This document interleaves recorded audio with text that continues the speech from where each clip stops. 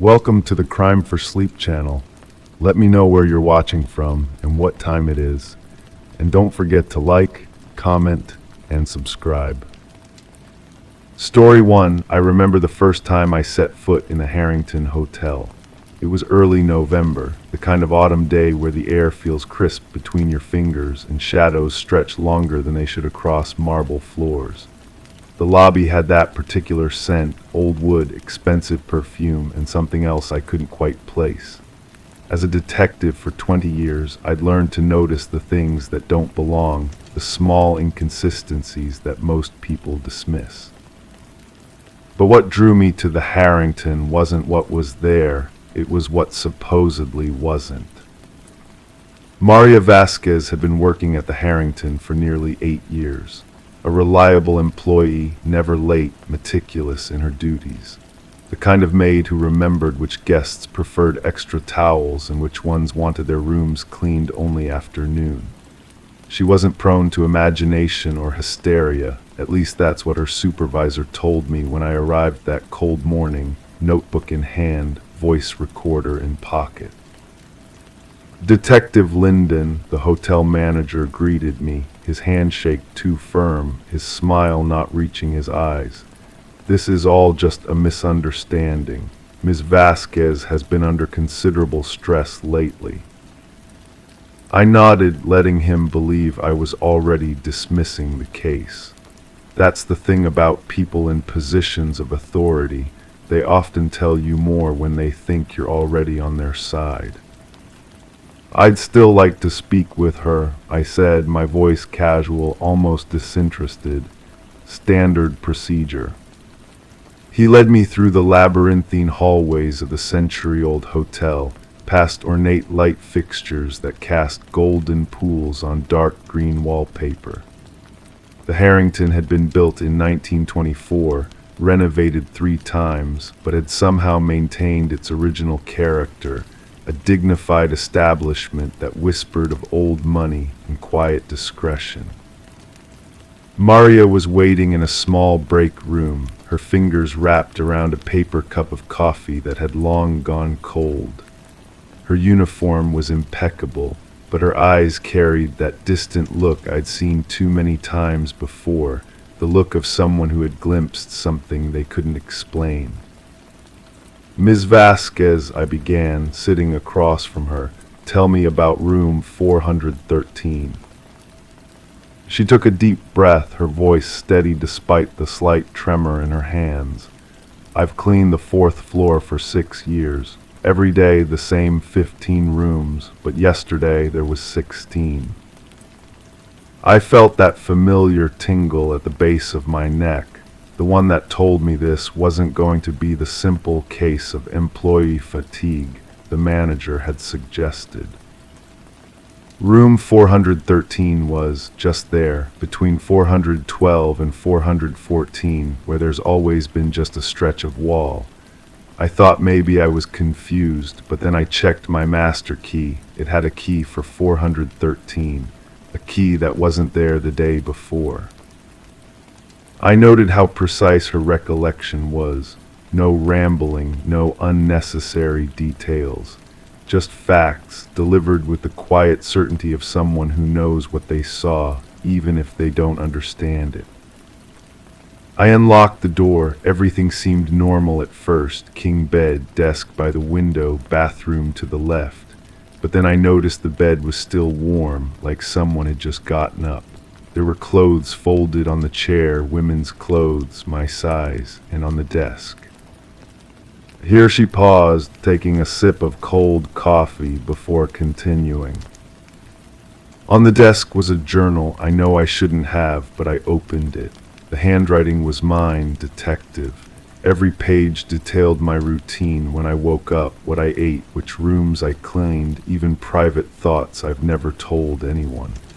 The last entry was yesterday's date, and it just said, "Today I will find the room." I felt a chill that had nothing to do with the hotel's air conditioning.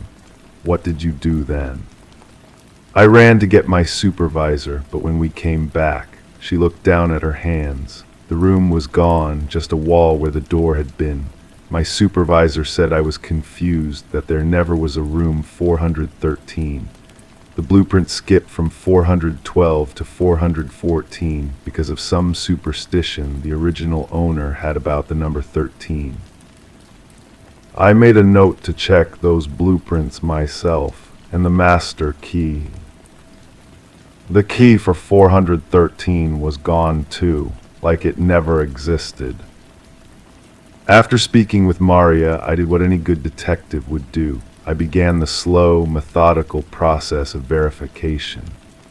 I examined the hotel's blueprints from the original construction in 1924, and indeed there was no room 413.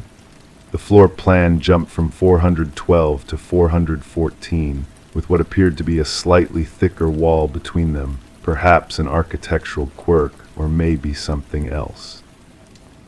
I interviewed other maids, maintenance workers, even long-term guests. No one remembered a room 413, and all insisted that particular stretch of hallway had always been just that, a hallway with a decorative table and mirror where a door might otherwise be. The hotel's booking system showed no record of a room 413, either past or present. The current owner, a corporation that had acquired the Harrington 15 years ago, provided documentation showing the room numbering had remained consistent since opening day. And yet something didn't feel right. The wall between rooms 412 and 414 was indeed slightly wider than between other rooms, not enough to accommodate a full suite, perhaps, but enough to raise questions. I ran my fingers along the wallpaper there, feeling nothing but solid plaster beneath. Looking for something detective, the voice belonged to Edmund Hartley, the night manager, an older gentleman who had worked at the Harrington for over 40 years. Just getting a feel for the place, I replied, turning to face him. Mr. Hartley, in all your time here, have you ever heard rumors about a room 413? Something flickered across his face, so brief I almost missed it. Fear, recognition, it was gone before I could be certain. No such room, detective, he said, his voice even, though he glanced around as if checking for listeners. There were stories years ago, before the renovation in '89.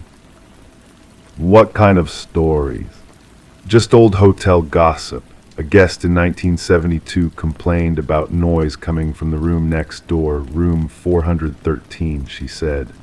When staff explained there was no such room, she checked out immediately.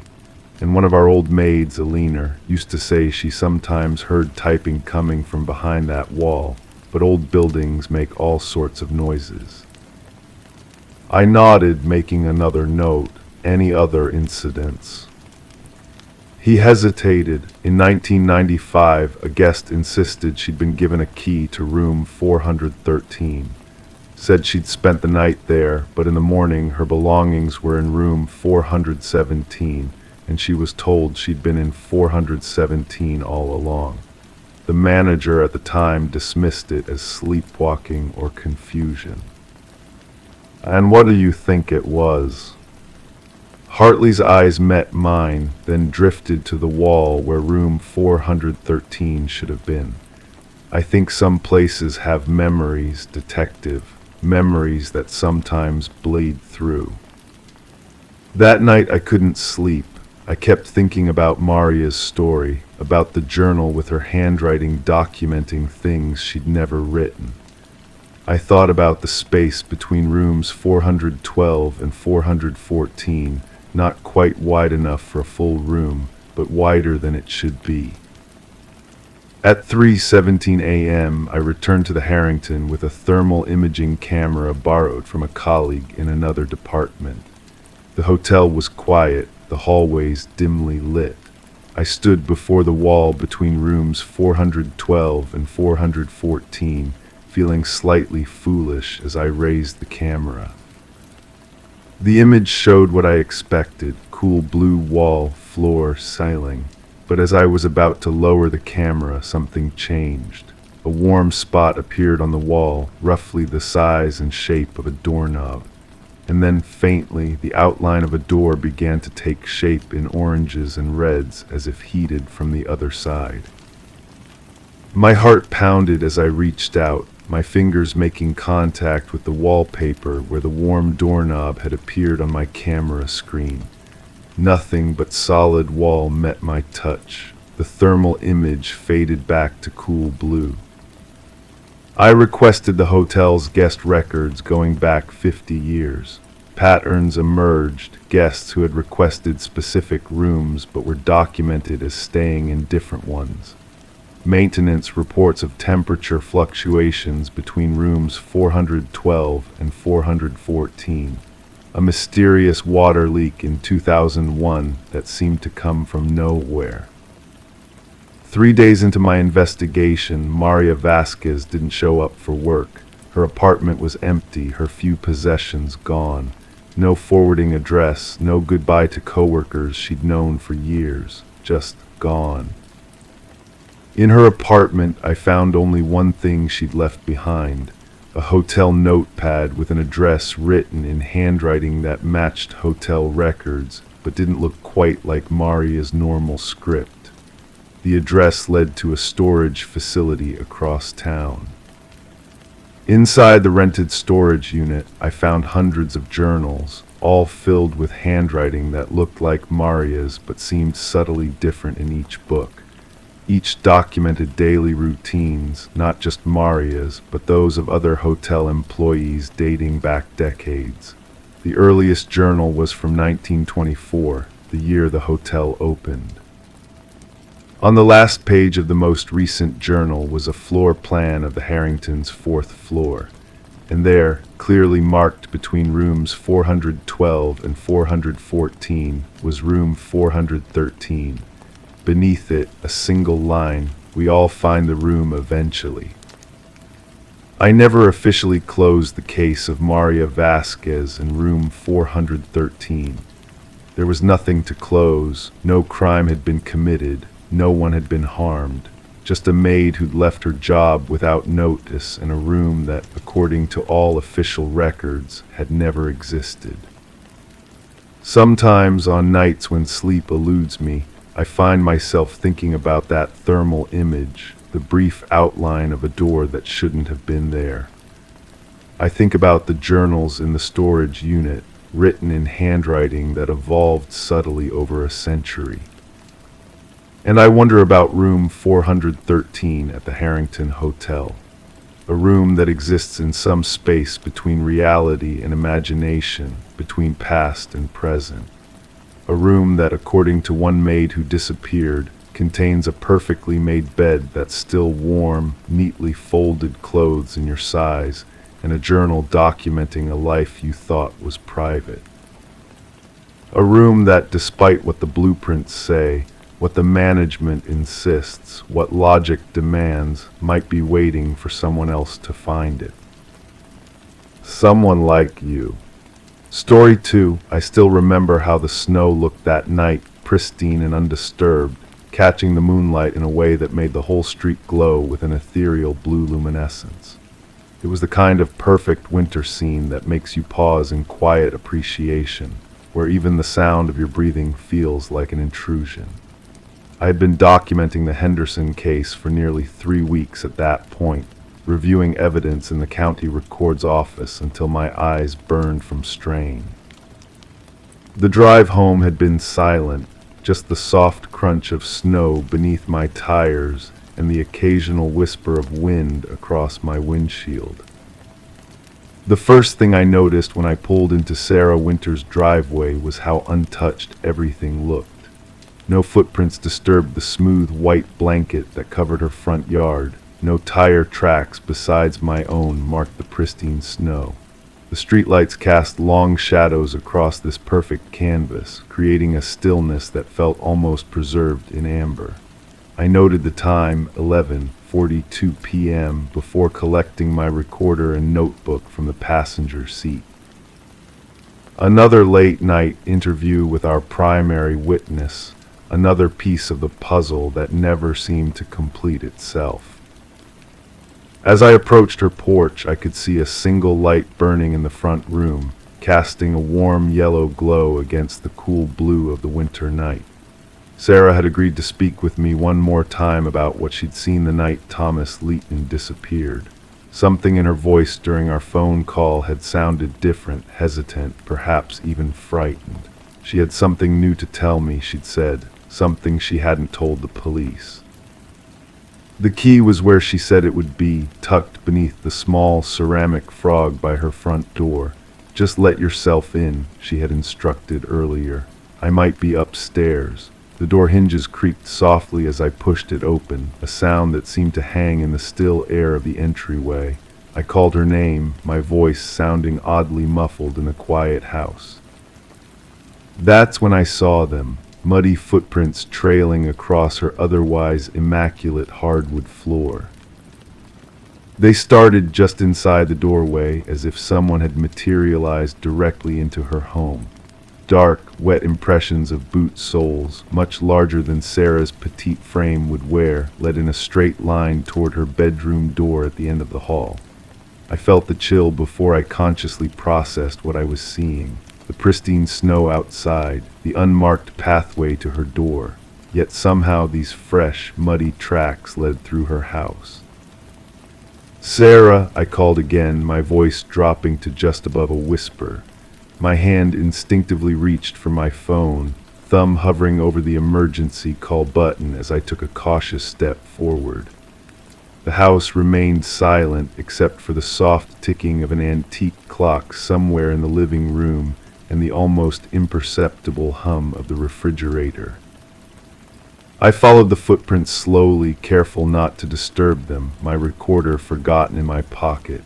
Each impression was perfect, a clear tread pattern that any forensic technician would love to analyze. They continued in an unwavering line, evenly spaced, not the irregular pattern of someone hurrying or skulking. They moved with purpose toward her bedroom, where the door stood slightly ajar. "Sarah, are you there?" I pushed the door open with my fingertips, bracing myself for what I might find. The bedroom was empty. The footprints led directly to her bed and stopped. The mud ended abruptly, as if whoever had made them had simply ceased to exist.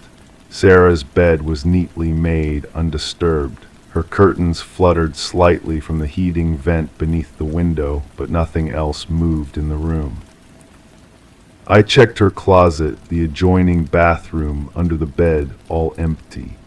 No sign of Sarah or the mysterious visitor who had walked through her house and apparently vanished. It was then that I noticed her bedside table drawer was partially open. Inside lay a small notebook with a worn leather cover. I shouldn't have touched it, shouldn't have read it, but something about those footprints that led nowhere compelled me to understand. The notebook contained Sarah's handwriting, meticulous entries dated over the past 3 months. The most recent entry was from earlier that day. "I know who took Thomas now. I've known all along, I think, but couldn't admit it to myself. The same person has been coming to my house at night. I don't see them enter. I don't see them leave. But they leave traces, muddy footprints that appear from nowhere and end at my bed. Sometimes I feel the weight of someone sitting on the edge of my mattress while I pretend to sleep. Sometimes I hear breathing that isn't mine. Detective Rivera doesn't believe me. Maybe the journalist will." My skin prickled with goosebumps as I slowly closed the notebook. The central heating clicked on with a soft whoosh, making me start. I returned to the hallway, staring at those impossible footprints. I should call the police, I thought, report Sarah missing. But something stopped me, the strangeness of it all, the perfect snowy yard outside with no tracks, the footprints that began inside her home. I took out my phone and began photographing the scene, capturing each footprint in sequence. When I reviewed the images, my blood turned cold. In each photograph, the floor was clean. No mud, no footprints, yet standing there in her hallway, I could still see them clearly, leading to her empty bedroom. The clock in the living room chimed midnight as I hastily retreated from the house, leaving the key where I had found it.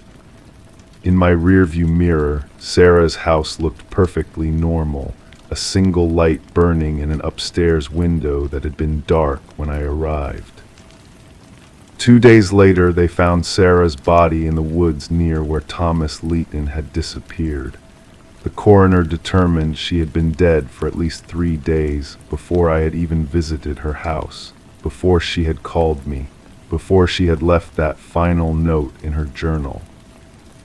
I never told anyone about the footprints, never shared the photographs that showed nothing, never explained why I had been at a dead woman's house on the night after her murder.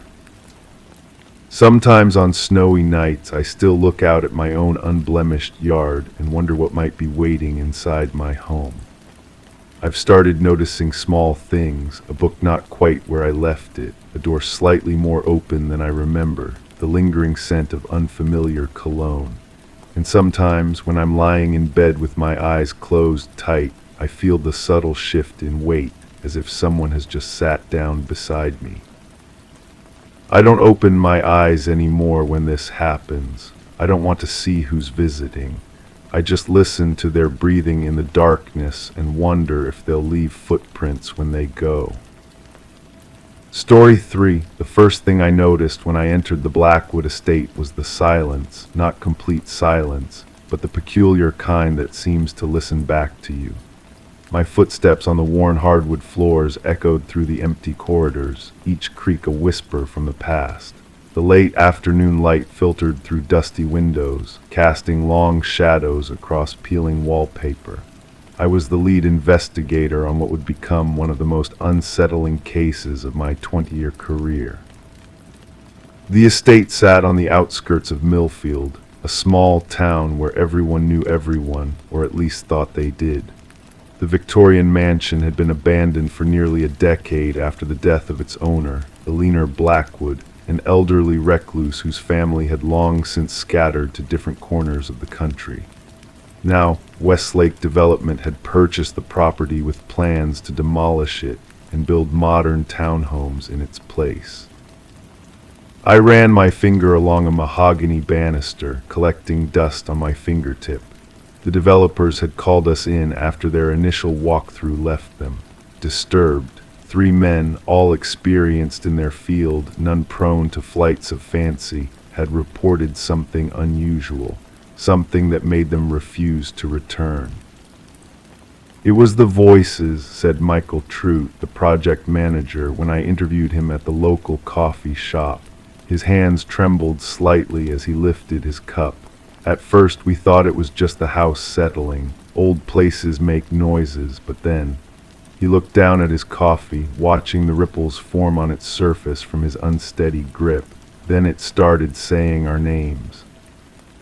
My partner, Detective Eliza Reeves, flipped open her notebook beside me, the soft scratch of her pen against paper a comforting sound in the uneasy silence that followed Trout's statement. "And you're certain it wasn't one of your colleagues?" she asked. "We were all together," Trout insisted, "and the voices, they weren't coming from any particular direction. They surrounded us, like the house itself was speaking." The developer's team had fled the property after discovering something in the east wing. Something that defied explanation. Recordings of their own voices discussing demolition plans, conversations they claimed they had never had. Now standing in the grand foyer with its cracked marble floor and cobwebbed chandelier, I felt the weight of the house pressing down on me. The air was thick with the scent of old books and something else I couldn't quite identify, something metallic and cold. "Let's start in the east wing," I told the crime scene technician who accompanied us. She nodded, adjusting her camera strap, the small click echoing in the vast, empty space. We moved slowly through the house, our flashlight beams cutting through the gloom. The east wing contained what had once been a library, its shelves now bare except for a few forgotten volumes too weathered to identify. Beyond that was a small study with a desk positioned to face large windows overlooking what had once been gardens, now overgrown and wild. It was in this room that the developers had found the recordings. There, the technician pointed to an old reel-to-reel tape recorder sitting on the desk. It looked out of place, too clean, too new compared to its surroundings. Beside it lay several magnetic tapes, each labeled with dates from the past week. I pulled on latex gloves, the soft snap as they fit against my wrists breaking the silence. Carefully, I examined the recorder without touching it. Modern, maybe 5 years old at most, definitely not original to the house. Document everything, I instructed, though I knew she would. I want to know how this got here. As she photographed the scene, I continued through the adjoining rooms, the floorboards sighing beneath my weight. Each space revealed little except decades of neglect, until I reached what must have been Alina Blackwood's bedroom. Unlike the rest of the house, this room seemed eerily preserved. The four-poster bed was made, its burgundy coverlet faded but intact. On the dresser sat silver-backed hairbrushes and perfume bottles, a layer of dust softening their outlines like a veil. But what caught my attention was the wall opposite the bed, covered in photographs, yellowed newspaper clippings, and string connecting them in patterns that made sense only to their creator. I approached slowly, my flashlight revealing faces, dozens of them, some from newspaper photos, others personal snapshots. Many were developers, construction workers, city officials, and at the center, circled in red ink, a photograph of Michael Trout taken through a window, clearly without his knowledge. "Eliza," I called softly, my voice sounding strange in the stillness. "I need you to see this." She appeared in the doorway, her usually composed expression faltering as her gaze fell on the wall. "She was tracking them," I said, "for months, maybe longer." "But Alina Blackwood died 10 years ago," Eliza replied, her voice barely above a whisper. The technician called from the study, her voice tight with unease. "Detective, you might want to hear this." We returned to find her standing by the tape recorder, her face pale. "I checked one of the tapes," she explained. "I followed protocol, wore gloves, documented before playing." "And," I prompted, feeling a chill that had nothing to do with the house's poor insulation. "It's them, the developers, discussing which walls to tear down first, but there's something else underneath." Another voice, very faint, she hesitated. "It's calling them by name."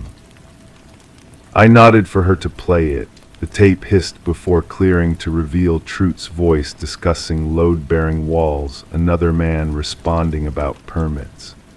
Normal conversation, except for the odd echo quality of the recording.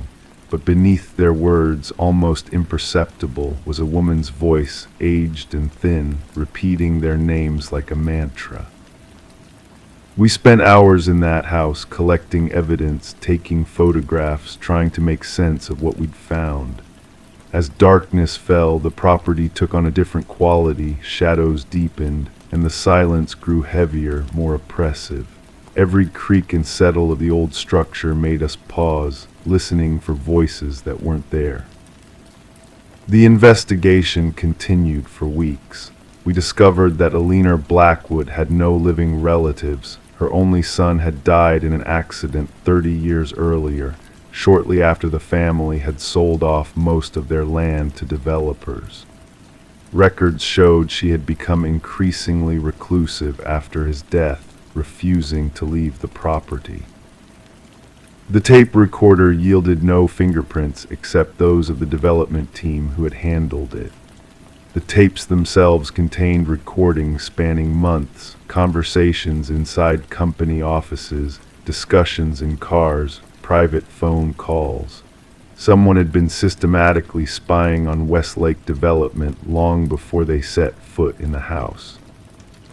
Most disturbing were the recordings made in the developers' homes, intimate family dinners, bedtime routines with children, arguments with spouses, all captured without their knowledge. "But who?" Eliza asked one evening as we reviewed evidence in our office, the slow tick of the wall clock marking time in the otherwise quiet room. "Eleanor Blackwood is dead," we confirmed it. "Someone who wanted to protect the house," I suggested, leaning back in my chair, feeling the tension in my shoulders. "Someone who knew what the company was planning." The break in the case came unexpectedly. A routine background check on Eleanor Blackwood's household staff revealed that her former caretaker, Marion Wells, had been employed by Westlake Development as a custodian for the past 6 years. When we brought her in for questioning, she sat calmly in the interrogation room, her hands folded neatly on the table. "She loved that house," Marion said softly, her eyes fixed on some middle distance. "It was all she had left of her son. She made me promise to protect it." "By spying on people, by breaking into their homes to plant recording devices?" I asked, keeping my voice level despite my disbelief. "No," Marion shook her head slowly. "I just cleaned their offices, listened when they didn't know I was there, the recordings in their homes, that wasn't me." "Then who?" Eliza pressed. Marion's gaze finally met mine, her expression serene and unsettling. "Eleanor always said the house remembered, that it held onto things, sounds, moments, people. I didn't believe her until after she died. Then I started hearing the voices too." Forensic analysis of the tapes revealed something that science couldn't easily explain. While most contained straightforward recordings made with conventional equipment, several included audio that our technicians couldn't account for, layered voices, some matching records of people who had died years ago, including Eleanor Blackwood herself. The Blackwood estate was demolished 3 months later. I stood across the street, watching as machinery tore through walls that had stood for over a century. Marion Wells had been charged with harassment and breaking and entering, but maintained her innocence regarding the home recordings. Those remained unexplained. As the last wall fell, I could have sworn I heard something carried on the dust-filled air, a whisper, somehow both distant and intimate, saying my name. Just once and then gone. The land where the house once stood remains empty to this day. Westlake Development abandoned their plans after 3 of their executives resigned unexpectedly, citing personal reasons. The property passed to the city, which designated it as a small park.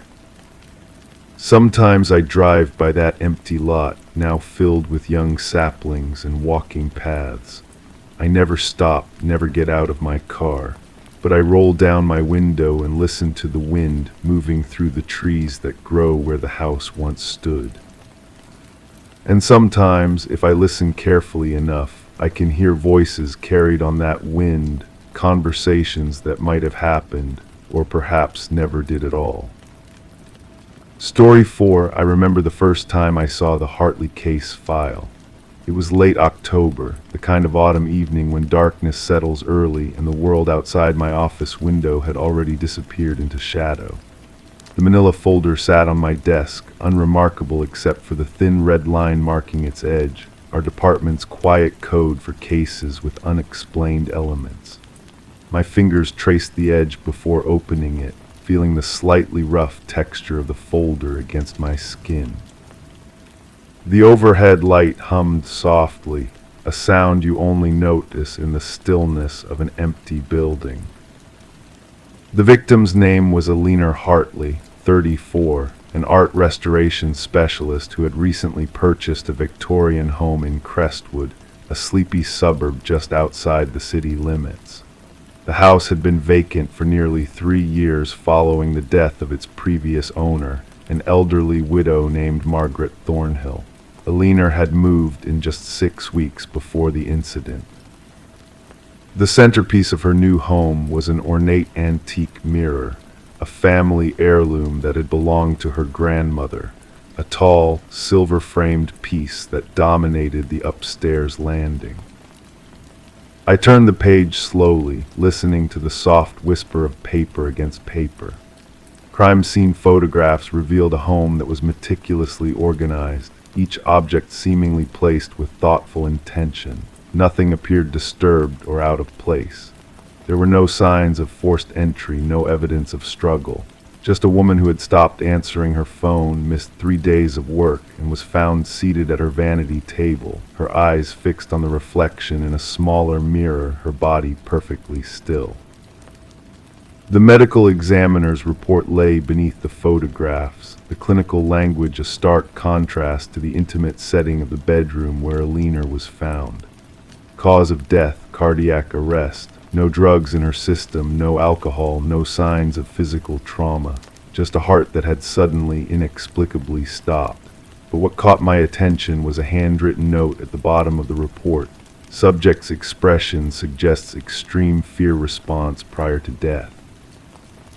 I closed the file and leaned back in my chair, feeling the cool leather against my neck. Outside, rain had begun to fall, gentle droplets creating a soothing rhythm against the window. I should have gone home hours ago, but something about Alina Hartley's case pulled at me, like a half-remembered dream that lingers just beyond conscious recall.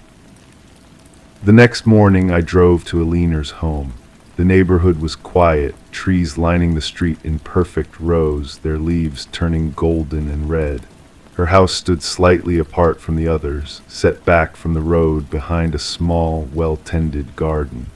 The front door opened with a soft creak as the property manager let me in, the sound echoing through the empty hallway. "Everything's just as we found it," he said, his voice hushed as if we were in a library or church. "Family hasn't decided what to do with the place yet." I nodded, thanking him, and he left me alone in the house.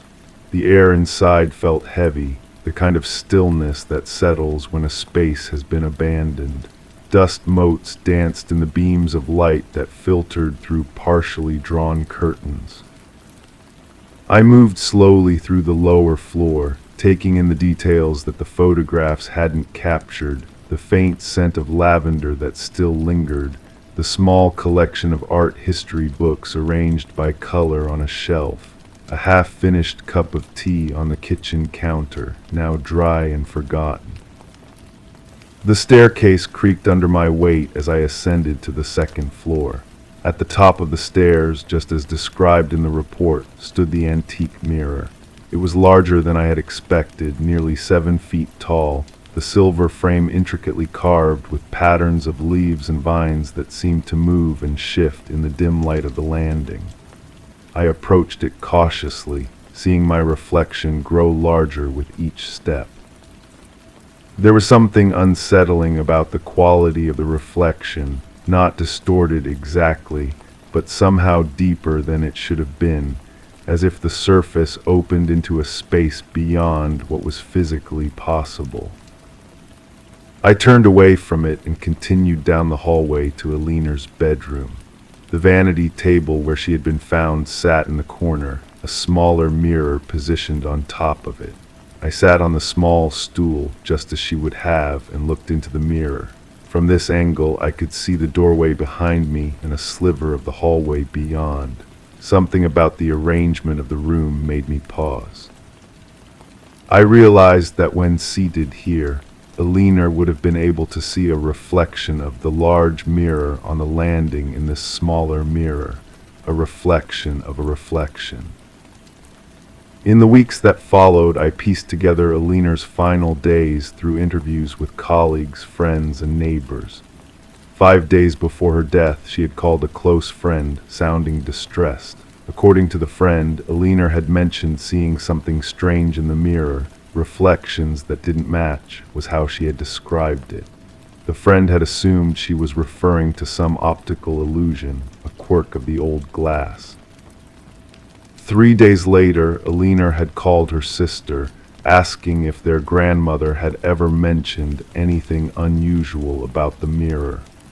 The sister couldn't recall anything specific. The last person to see Alina alive was her neighbor, who had noticed her standing at her upstairs window late at night, staring out into the darkness. The neighbor described her expression as transfixed, as if she were watching something that no one else could see. I returned to Alina's house several times during the investigation. On my 4th visit, I brought in Dr. Miriam Chen, a forensic psychologist who specialized in cases involving perceived paranormal experiences. Together, we examined the mirror and the positions of the reflective surfaces throughout the house. "There's an old belief," Dr. Chen said as we stood before the large mirror, "that mirrors can capture impressions of the people who look into them over time, like emotional photographs." Her voice was calm, matter-of-fact, despite the otherworldly nature of what she was suggesting. In some traditions, mirrors are covered after a death to prevent the soul from becoming trapped. I remembered then that Margaret Thornhill, the previous owner of the house, had died in the upstairs hallway, found at the foot of the large mirror after apparently suffering a stroke. This detail hadn't seemed significant until that moment. We carefully examined the back of the mirror, looking for any sign of tampering or anything unusual. The wall behind it was solid, with no indication of hidden compartments or passages. Dr. Chen ran her fingers along the frame, her expression thoughtful. "There's something else," she said quietly.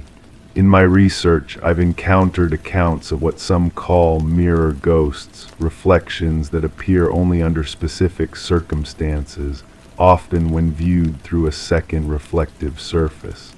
The double reflection can sometimes reveal what's hidden in the first." That evening, after Dr. Chen had left, I remained in the house as darkness fell. The property manager had given me permission to stay, though he seemed puzzled by my request. I positioned myself at Alina's vanity, angling the small mirror so that I could see the reflection of the large mirror on the landing. The house creaked and settled around me as the temperature dropped. For hours I sat in silence, watching and waiting. Nothing appeared in the mirror that night, nor on the 2 nights that followed. But on the 4th night, as I was about to give up and leave, I noticed something, a subtle change in the quality of light in the reflected reflection. At first, I thought it was just the moon emerging from behind a cloud, casting new shadows. But then I saw it clearly. In the reflection of the large mirror, visible only through the smaller mirror on the vanity, stood the figure of a man. He was tall and thin, dressed in clothing that seemed to belong to another era, his face partially obscured by shadow. He stood perfectly still, watching. My heart raced as I slowly turned to look directly at the large mirror on the landing. In it, I saw only my own reflection, alone and wide-eyed. When I turned back to the small mirror, the figure was gone. The investigation continued for another month. We discovered that before Margaret Thornhill, the house had belonged to a reclusive collector named Edward Kane, who had acquired the mirror from an estate sale in 1967. Kane had died suddenly in 1972, also from heart failure. Before him, the house had passed through 4 other owners in unusually quick succession, each selling after less than a year of residence. Forensic analysis of the mirror revealed nothing unusual in its construction or materials. The glass was old, but not remarkably so, dating to the late 19th century. The frame was solid silver over wood, tarnished in places but well preserved. Nothing about it explained what I had seen that night, or what Alina might have experienced in her final days. In the end, Eleanor Hartley's death was officially attributed to natural causes, a tragic but explainable cardiac event in an otherwise healthy young woman. The mirror was removed from the house and placed in storage at the request of her family. The case file was closed with a single bureaucratic note: no evidence of foul play. But sometimes, on quiet evenings when I'm alone in my office, I find myself thinking about that mirror and the figure I glimpsed within it. I wonder about the nature of reflections, about what they capture and what they might reveal under the right circumstances. And I wonder about Eleanor Hartley, sitting at her vanity in the dark, watching a reflection of a reflection, seeing something or someone that shouldn't have been there. The Hartley case taught me something about investigations that I've carried with me ever since. Sometimes the truth lies not in what we can touch or measure or photograph, but in the spaces between, in reflections and echoes, in the things glimpsed only from the corner of the eye. And sometimes the most haunting cases are the ones that close not with answers, but with questions that linger, reflections that remain long after we've looked away. Story 5. I still remember the weight of the brass key in my palm as I stood before apartment 7B. The hallway was silent except for the faint hum of fluorescent lights that cast a pallid glow across the faded wallpaper. 3 months of paperwork, negotiations, and waiting had led to this moment, my first property investment, a foreclosed apartment in the historic Westlake building downtown. The key slid into the lock with slight resistance, as if reluctant to reveal what lay beyond. A turn to the right, a soft click, and the door creaked open into darkness. The air that escaped was stale, heavy with the unmistakable scent of a space long undisturbed, yet there was something else there, something lived in. No one's been here in years, my realtor had assured me. The previous owner had disappeared, mortgage payments stopped, and after the required waiting period, the bank had foreclosed. Yet as I fumbled for the light switch, my fingers trembling slightly against the wall, what illuminated before me contradicted everything I'd been told. The apartment wasn't empty, far from it. A magazine lay open on the coffee table, its pages yellowed but unwrinkled. A half-empty glass of water sat beside it, the liquid clear, not evaporated as it should have been after years of abandonment. My footsteps were hushed against the hardwood as I moved deeper into the space, each new detail adding to my confusion. In the kitchen, the refrigerator hummed quietly. I shouldn't have opened it, every instinct told me not to, but curiosity pulled my hand forward. Inside, neatly arranged containers of food, a carton of milk, vegetables in the crisper drawer, nothing molded or spoiled, nothing that suggested years of vacancy. "This isn't right," I whispered to myself, the sound of my voice strange in the quiet apartment. I pulled out my phone to call the realtor, but there was no service. Not surprising in this old building with its thick walls. I would have to go downstairs to make the call. But first, I needed to see the rest. The bedroom door was slightly ajar. I pushed it open with my fingertips, revealing a meticulously made bed with clothes laid out across it, dark jeans, a gray sweater, socks, like someone was planning to dress for the day. The closet beyond was filled with garments still wrapped in dry-cleaning plastic, shoes arranged by color along the floor.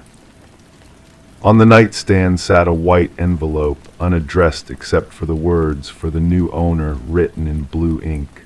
I picked it up, turning it over in my hands. The paper was crisp, recent, not something that had been sitting for years. And when I examined the handwriting more closely, my blood seemed to slow in my veins. It was mine, my handwriting, my particular way of crossing T's and looping G's, but I had never written this letter. With unsteady fingers, I opened the envelope and unfolded the single sheet inside. "Welcome home," it read. "I've been waiting for you to arrive." I lowered myself onto the edge of the bed, the letter still in my hands. The building creaked around me, settling as old buildings do. Outside, the afternoon light was starting to fade, casting long shadows across the room. I read the short message again, trying to make sense of it, of the apartment that showed no signs of abandonment, of my own handwriting on a letter I never wrote. Detective Marissa Chen didn't believe me at first. She sat across from me in the station's interview room, her notebook open but pen still as she watched me with practiced neutrality. "Let me understand, Mr. Foster," she said, her voice measured, calm. "You're saying you found an apartment that should have been empty for years but instead showed signs of recent habitation, and a letter written in what appears to be your handwriting waiting for you."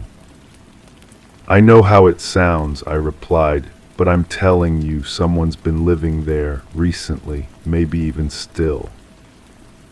She nodded, finally making a note. "We'll send someone to look at the apartment. In the meantime, I need to ask, did you remove anything from the premises, touch anything besides the letter?" I shook my head. After reading the letter, I'd backed out of the apartment, locked the door, and gone straight to the police station. Even I knew enough not to contaminate a potential crime scene. 2 days later, I stood in the hallway outside apartment 7B, watching as Detective Chen and her team finished their investigation. Yellow crime scene tape crossed the doorway, though Chen had already told me they'd found no evidence of a crime, just the puzzling contradiction of an apartment that should have been abandoned but wasn't. "The food in the refrigerator was all purchased within the last week," she told me, closing her notebook. "Utilities are on, paid automatically from an account we haven't been able to trace yet. No fingerprints except yours on the door handle and the letter. And the previous owner, Marcus Ellington, age 42, reported missing by his employer in November 2019 when he failed to show up for work 3 days in a row. No family to speak of, few friends. The case went cold after a few months. No activity on his accounts, no sightings." "Until now," I said quietly. Detective Chen gave me a long look. "Mr. Foster, we don't know that Marcus Ellington has been living here. We don't know who's been in this apartment or why. What we do know is that someone has access, someone has been maintaining it, and someone knew you were coming." The implications hung heavy between us. I told very few people about the purchase, my realtor, the bank, my sister in Oregon. The sale hadn't been publicized. "What about the letter?" I asked, "the handwriting?" "We're having it analyzed. Handwriting can be imitated." She hesitated, then added, "Though I admit, the sample you provided us does bear a remarkable similarity."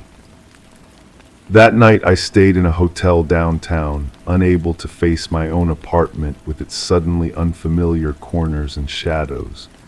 I kept thinking about the clothes on the bed, laid out with such care, waiting, the food in the refrigerator, fresh and ready to be consumed, the letter in my handwriting.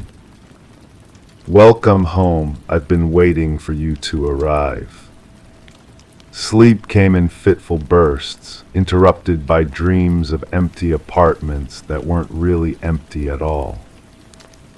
I returned to apartment 7B a week later. Detective Chen's investigation had yielded few answers, and she'd reluctantly removed the crime scene tape. The apartment was mine, after all. I had the right to enter it, to decide what to do with it. The sensible choice would be to sell, to walk away from the mystery and the unease that came with it.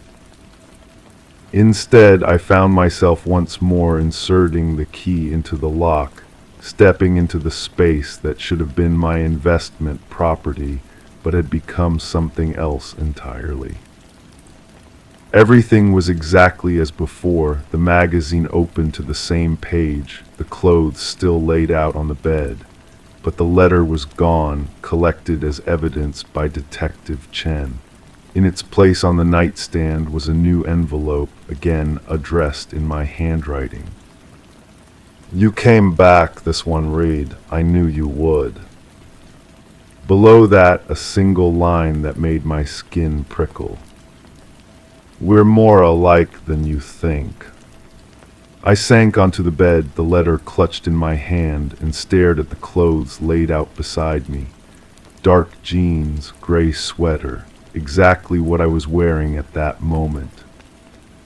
The realization crept over me slowly, like the afternoon shadows lengthening across the floor. I didn't want to examine it too closely, didn't want to acknowledge the impossible thought taking shape in my mind. But as I sat there, another detail registered, the quiet ticking of a watch. The sound was coming from the nightstand drawer. With reluctant fingers, I pulled it open. Inside lay a silver wristwatch, identical to the one on my wrist. Next to it, a wallet, my wallet, or one exactly like it. And beneath that, a driver's license with my face looking back at me. But the name wasn't mine. It read Marcus Ellington. The room seemed to tilt around me as I stared at the ID. Same face, different name, different life. Later, sitting across from Detective Chen once more, I struggled to articulate what I'd found, what I feared it might mean. She listened without interruption, her expression revealing nothing. "Time is a strange thing," she finally said after I'd fallen silent. "Most people think of it as linear, straightforward, but physicists have other theories." "Are you saying you believe me, that somehow I'm saying we still have more questions than answers, Mr. Foster." She closed her notebook. "But I can tell you this, I've been a detective for 15 years, and I've learned that sometimes the simplest explanation isn't the correct one." She slid a folder across the table to me. Inside were photocopies of Marcus Ellington's driver's license from 2019, his employee ID, his passport. The face looking back at me from those documents was thinner, hair styled differently, eyes perhaps a shade lighter. But it was unmistakably my face. "We're running DNA tests," she said quietly, "but I think you and I both know what they'll show." I never moved into apartment 7B, I didn't sell it either. Sometimes I stand in the hallway outside, key in hand, listening for sounds from within.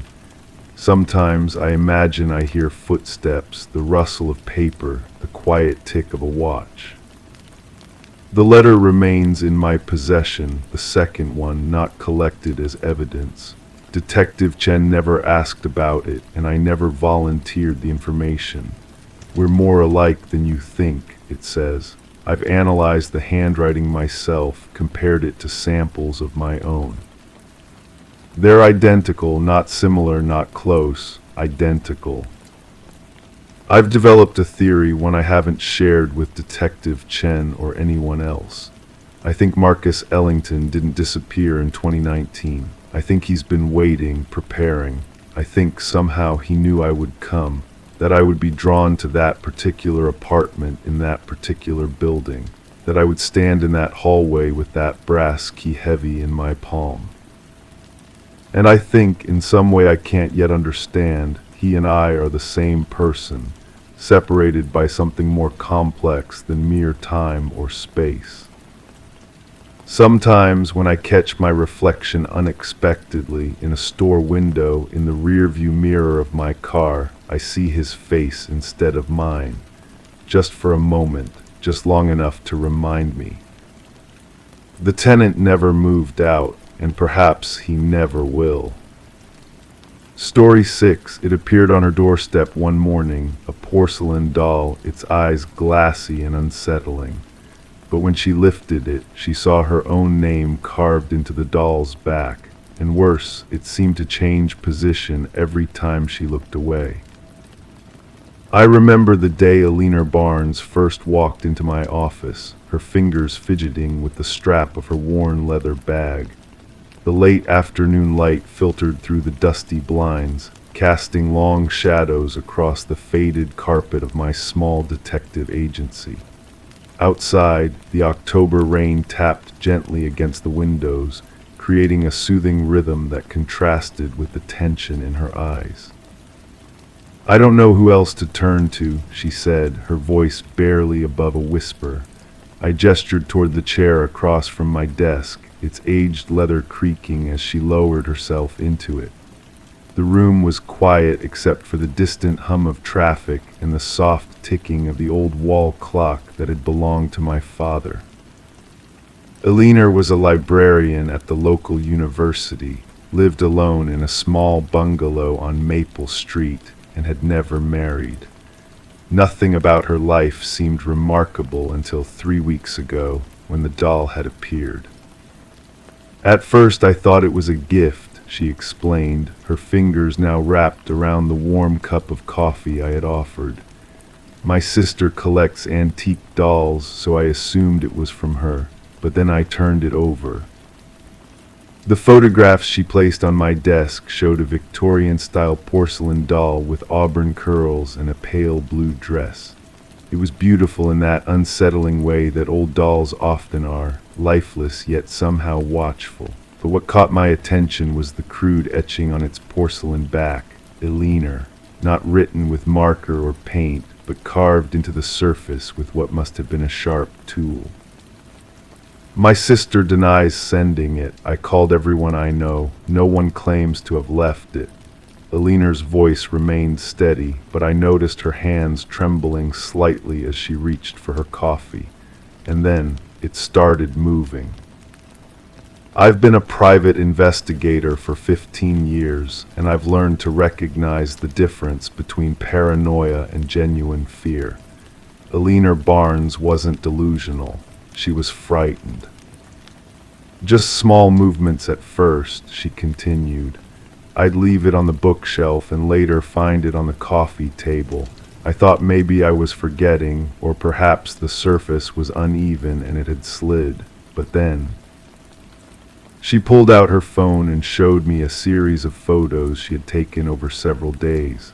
The doll on her kitchen counter, the doll sitting at her dining table, the doll propped against her bedroom door. In each image, the doll's position was slightly different, its glassy eyes seeming to follow the camera. "I started taking photos to prove to myself I wasn't imagining things," she explained. "I even set up a camera one night. The footage shows the doll on my mantelpiece at 11:42 p.m. At 3:17 a.m. there's a moment of static, and then it's sitting in my reading chair." I took detailed notes as Alina spoke, the scratch of my pen against paper joining the gentle patter of rain. I asked the standard questions, any recent threats, disgruntled acquaintances, strange encounters. She shook her head at each one. Her life was quiet, routine, unremarkable. "I know how this sounds," she said finally, her eyes meeting mine, "but I'm not imagining this. Someone is entering my home. Someone knows my name and they're toying with me." I accepted her case that afternoon, not because I believed in moving dolls, but because I believed in Alina's fear. Someone was orchestrating an elaborate psychological game, and my job was to find out who and why. The next morning I began surveillance of Alina's home. The bungalow sat quietly on a tree-lined street, nothing distinguishing it from its neighbors except perhaps the slightly more tended garden. I parked my car across the street, settled in with my thermos of coffee, and watched. Alina left for work at precisely 8:15 a.m. No one approached the house during the day. At 5:30 p.m. she returned, checking her mail before hurrying inside, glancing nervously over her shoulder as if expecting someone to be watching. Besides me, the street remained empty. On the third day of surveillance, I noticed something. A silver sedan drove slowly past Aliner's house 3 times between noon and 2:00 p.m. Not unusual in itself, people get lost, delivery drivers check addresses, but the pattern caught my attention. I jotted down the license plate number. That evening, as dusk settled over the neighborhood and the streetlights flickered on one by one, I noticed a figure moving along the side of Aliner's house. Tall, slender, dressed in dark clothing that blended with the shadows. I quietly exited my car, my footsteps muffled by the damp grass as I approached. The figure was at Aliner's kitchen window, peering inside. I moved closer, careful to stay in the shadows. The figure seemed to be taking photographs with a small camera. Then, with practiced ease, they moved to the back door, produced what looked like a set of lock picks, and within seconds disappeared inside. I called Alina immediately, telling her to stay at a friend's house, then contacted the local police. Within 15 minutes, 2 patrol cars arrived silently, lights off. We entered the house together, the officers moving with quiet efficiency. We found the intruder in Alina's bedroom, arranging the doll on her pillow. The officers apprehended him without incident. He offered no resistance, no explanation, just a strange, detached smile. His name was Robert Caldwell. He had worked as a janitor at the university library for 6 years. Alina recognized him immediately from her workplace, the quiet man who emptied trash bins and replaced light bulbs, virtually invisible in the background of her daily life. In Robert's apartment, investigators found dozens of photographs of Alina, leaving work, shopping, sitting in her garden, and dolls, shelves of dolls, each with a woman's name carved into its back, each corresponding to a thick folder containing photographs, schedules, notes, and personal items, hair ribbons, discarded coffee cups, lost earrings. Robert Caldwell had been playing his game for years. 12 women in total, each selected for their solitude, their routines, their vulnerability. None had reported him. Some had moved away, perhaps thinking themselves paranoid. Others had dismissed the strange occurrences as forgetfulness or imagination. Alina Barnes was the first to seek help, the first to break the pattern. 2 weeks later, I sat across from Alina in a quiet cafe.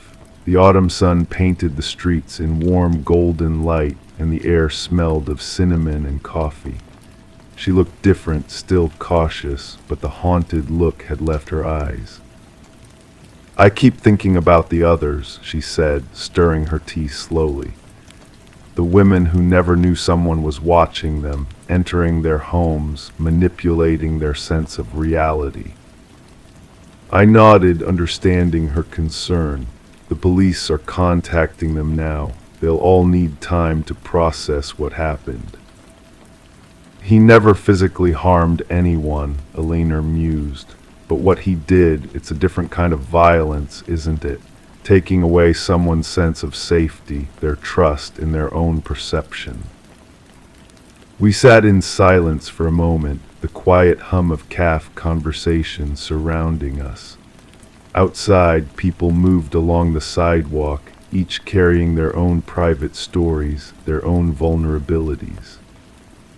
"I've gotten rid of all my dolls," Alina said finally, with the faintest smile. "Even the ones my grandmother gave me. I just can't, not anymore." I understood some symbols, once tainted, can never regain their innocence. Robert Caldwell was sentenced to 8 years for multiple counts of breaking and entering, stalking, and psychological harassment. In his court statement, he offered no explanation, no motive for his elaborate game. Some questions remain unanswered, some mysteries unsolved, even when justice is served. Sometimes I drive past Alina's house on my way home. The The bungalow looks the same, but I know it feels different to her now. Spaces change when trust is broken within them. They become both more familiar and more strange, examined more closely, questioned more thoroughly. The doll that knew her name sits in an evidence locker now, its glassy eyes staring at nothing, its porcelain face frozen in that unsettling almost smile. Sometimes I wonder what draws people to create fear in others, what emptiness they're trying to fill. But those are questions for philosophers, not detectives. My job was simply to find the truth behind the moving doll. The truth that was, as it often is, both more mundane and more disturbing than any supernatural explanation could have been. Story 7. I've seen a lot of strange things in my 30 years with the department. Cold cases that suddenly heat up after decades. Evidence appearing out of thin air, confessions that make the hair on your neck stand straight, but nothing, absolutely nothing, compares to what we now refer to as the Elmwood anomaly. Some of the younger detectives have taken to calling it the phone that called itself. Either way, I'm still not sure what to make of it. It began on a Tuesday evening in late October. The air had that distinctive fall crispness that makes the darkness feel deeper somehow. I was working the late shift, nursing a lukewarm coffee in a paper cup that had long since lost its structural integrity. The squad room was nearly empty, just the occasional click of a keyboard and the soft hum of fluorescent lights overhead. The call came in at 10:47 p.m. Dispatch patched it through to my desk phone, the old beige one with coffee stains on the keypad. "Detective Mercer," I answered, my voice gravelly from too many late nights. "This is Alina Klein at 1582 Maple Street," came the voice on the other end, steady but concerned, not panicked but definitely unsettled. I need someone to come out here. Something's happening that I can't explain." I jotted the address on my notepad, the pen scratching softly against the paper. "What seems to be the problem, Ms. Klein?" There was a pause. I could hear her breathing on the other end, measured, deliberate, as if she was trying to maintain composure. "There's an old rotary phone in my attic. It belonged to my grandmother. It's been disconnected for at least 30 years. The line was cut when they renovated this part of the neighborhood in the 90s. Another pause, but it's ringing right now. It's been ringing on and off for the past hour. I've had my share of calls from people hearing things. Usually it's the wind or pipes settling or the neighbor's television. But something in her voice made me take her seriously. "I'll be there in 20 minutes, Ms. Klein. In the meantime, don't touch the phone if it rings again." "That's just it, detective," she said, her voice dropping to just above a whisper. "I already answered it once. That's why I'm calling you." The roads were empty as I drove to Maple Street. Elmwood isn't a big town, and by 11 p.m. most people are settled in for the night. Streetlights cast pools of amber light onto the pavement, wet from an earlier drizzle. The old neighborhoods with their Victorian and craftsman houses always felt like they contained secrets, especially at night. 1582 Maple was a well-maintained two-story craftsman with a wide front porch. Ms. Klein was waiting at the door when I arrived, a woman in her early 40s, I guessed, with dark hair pulled back in a loose ponytail. She wore a cardigan wrapped tightly around herself despite the house appearing well heated. "Thank you for coming," she said, leading me inside. The house smelled of old wood and something baking, cinnamon maybe. I know how this must sound. "I've heard stranger things," I assured her, though at that moment I couldn't recall any. She led me upstairs to a narrow door at the end of the hallway. It opened to reveal a steep staircase leading to the attic. She flipped a switch, and a single bulb illuminated the space, wooden beams, boxes neatly labeled and stacked, and in the corner, a small desk with an old black rotary phone. "That's it," she said, stopping at the top of the stairs, as if reluctant to go any closer. I approached the phone, my footsteps causing the floorboards to creak under the thin carpet runner. The phone was an antique, Bakelite body, heavy handset, rotary dial. A fine layer of dust covered everything except the handset, which showed recent handling. "You said you answered it," I asked, examining the phone without touching it. I crouched down to follow the cord to where it disappeared into the wall. "And you're certain this line is disconnected?" Eliner Klein nodded, completely certain. When they rewired this part of town, they removed all the old copper lines. You can check outside. There's nothing connecting to this house except the modern fiber optic cable, and that's on the other side of the building. "Tell me what happened when you answered it." She hugged herself tighter, and I noticed her hands were trembling slightly. "It was my voice," she said, "on the other end, my voice begging for help." The room seemed to grow colder. I've interviewed hundreds of witnesses over the years. I know when someone is lying, confused, or delusional. Eliner Klein was none of these things. She was frightened, yes, but she was lucid. "Your voice," I prompted. "It said, 'Eliner, please help me. They won't let me leave.' It was my voice, detective, not similar, identical, with that catch I get when I'm trying not to cry." She swallowed hard. "Then it said something I can't explain. October 28th, don't go to work that day. Today is the 21st. Next Tuesday would be the 28th. I made a note in my small leather-bound notebook, the pages making a soft sound as I turned them. "And after that?" "Static, then nothing." I hung up. She pointed to the far corner of the attic. "Then I went over there and found the old phone company service box. Look for yourself." I walked over to where she indicated. There was indeed an old junction box mounted on the wall. I opened it with my pocket knife. Inside, the wires had been cleanly cut long ago, judging by the oxidation on the copper ends. "Ms. Klein, would you mind waiting downstairs while I examine the phone?" She nodded, clearly relieved to have an excuse to leave the attic. As her footsteps receded down the stairs, I turned my attention back to the phone. I lifted the handset, no dial tone as expected. I used my flashlight to examine the rotary mechanism, the cord, every aspect of the device. It was genuinely disconnected, no hidden cellular components, no modern adaptations. I was about to replace the handset when the unthinkable happened. The phone rang. Not a modern electronic ring, but the genuine mechanical bell ring of a vintage telephone. I felt the vibration through my fingers as the bell hammer struck inside the housing. Training and curiosity overcame my momentary hesitation. I lifted the handset to my ear. "This is Detective Mercer."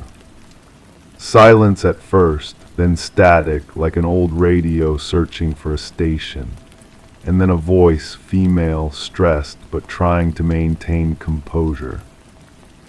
"Don't let her go to work on the 28th, please. If she goes to the office, she won't come home." Then the line went dead. I stood there, handset still pressed to my ear, for what felt like minutes.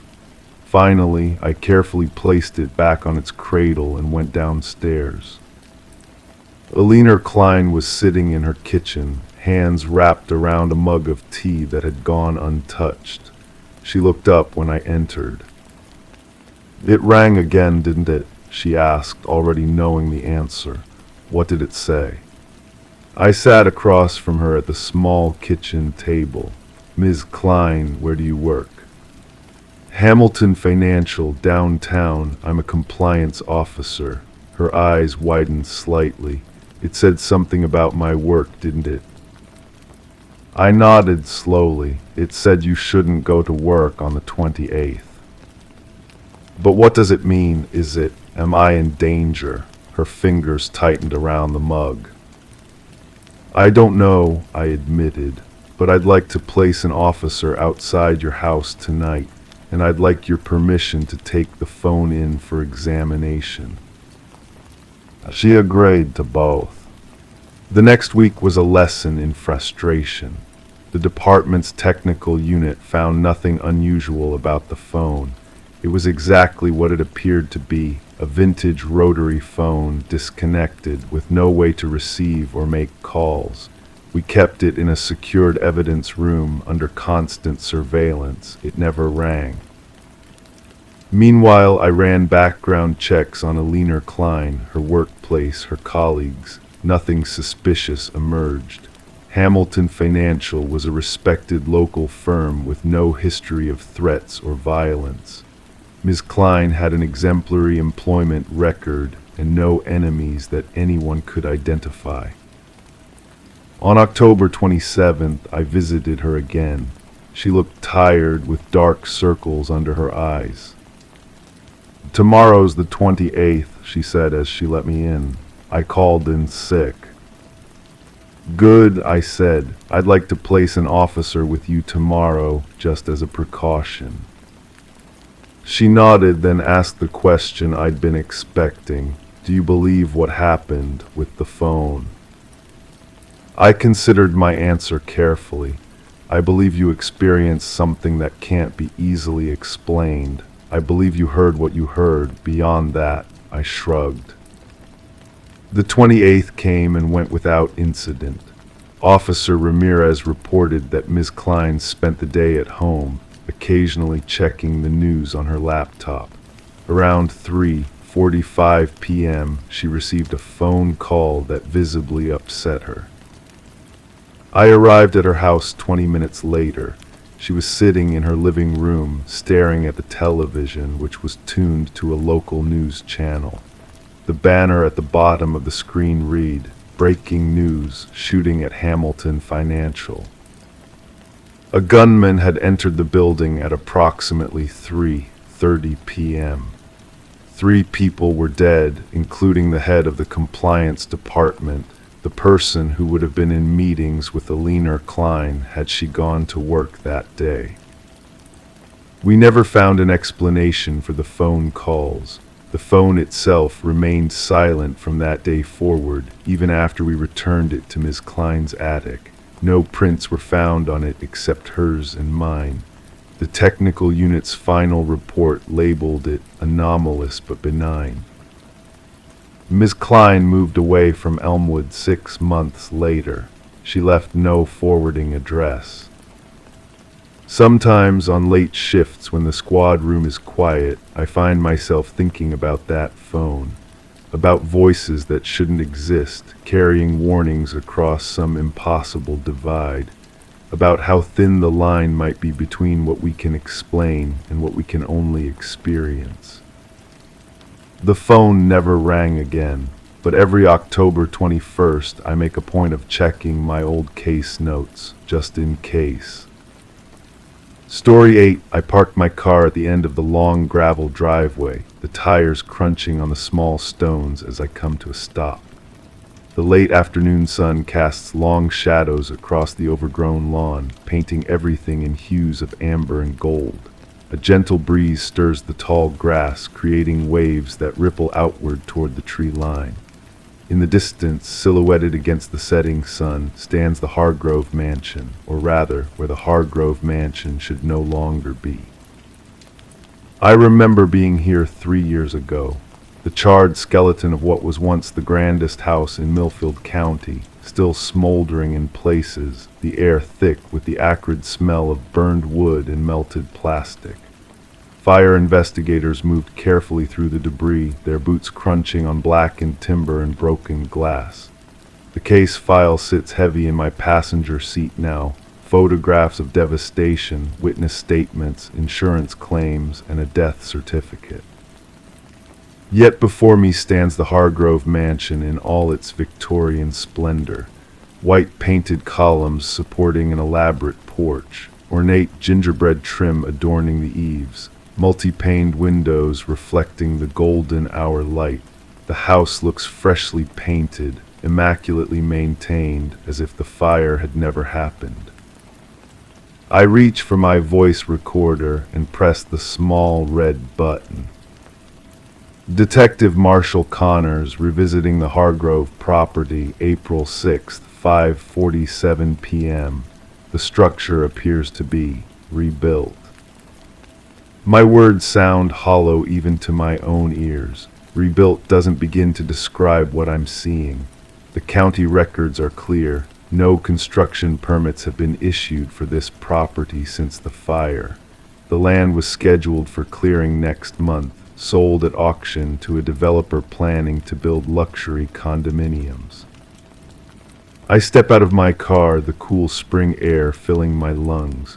A robin sings somewhere nearby, the sound incongruously cheerful against the unsettling scene before me. As I walk toward the house, each step feels heavier than the last. The gravel path turns to a flagstone walkway, each stone fitted perfectly against its neighbors, not a weed in sight between them.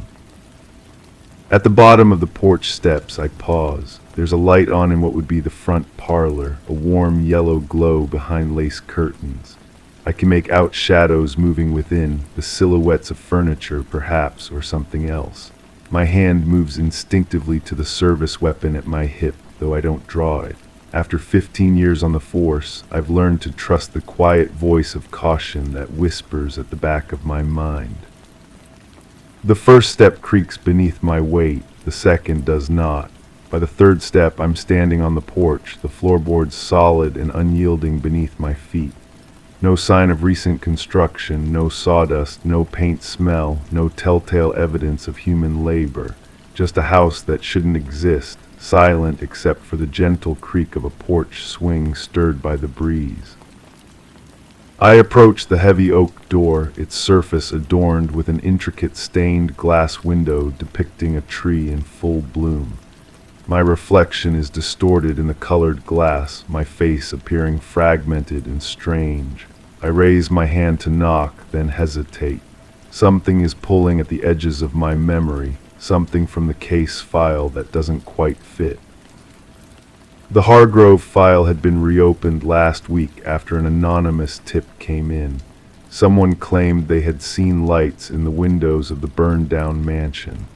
I had dismissed it as teenagers or squatters, perhaps, finding shelter in whatever remained of the foundation. But this was impossible. I pressed the doorbell, surprised to hear a melodious chime echo from within.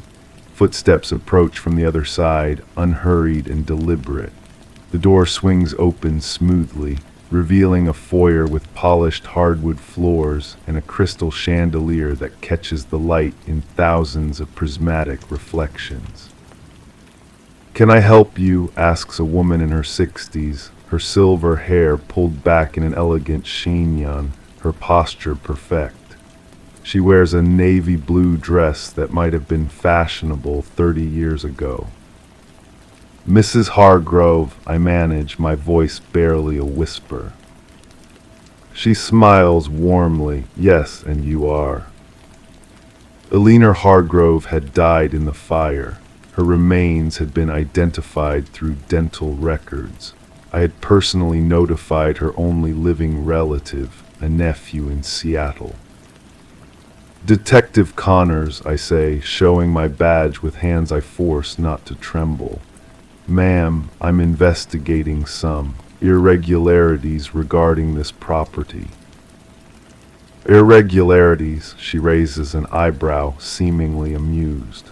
"Well, you'd better come in then. I just put on some tea." The interior of the house is just as impossible as its exterior, immaculately furnished with antiques that should have been reduced to ash. Crystal decanters catch the light on a sideboard. A grandfather clock in the corner ticks steadily, marking time that seems to have folded back on itself. The air smells of lemon polish and cinnamon, with an undertone of something else I can't quite identify. Mrs. Hargrove leads me into a sitting room where a tea service awaits on a low table. 2 cups, I notice, as if she'd been expecting company. The windows look out onto gardens that weren't there when I drove up, roses and hydrangeas in full bloom despite the early spring season. "Please sit," she says, gesturing to a wingback chair upholstered in deep burgundy velvet. I remain standing. Mrs. Hargrove, according to county records, this house burned to the ground 3 years ago. You were listed as deceased. She pours tea into delicate porcelain cups, the amber liquid steaming gently. Records can be mistaken, detective. As you can see, both I and my home are very much intact. But I was here, I insist, feeling a cold sweat forming at my temples. I saw the ruins, I worked the case. "Did you?" She hands me a cup and I take it reflexively. "Perhaps you should look around then, refresh your memory." I set the untouched tea down and move to a collection of framed photographs arranged on the mantelpiece.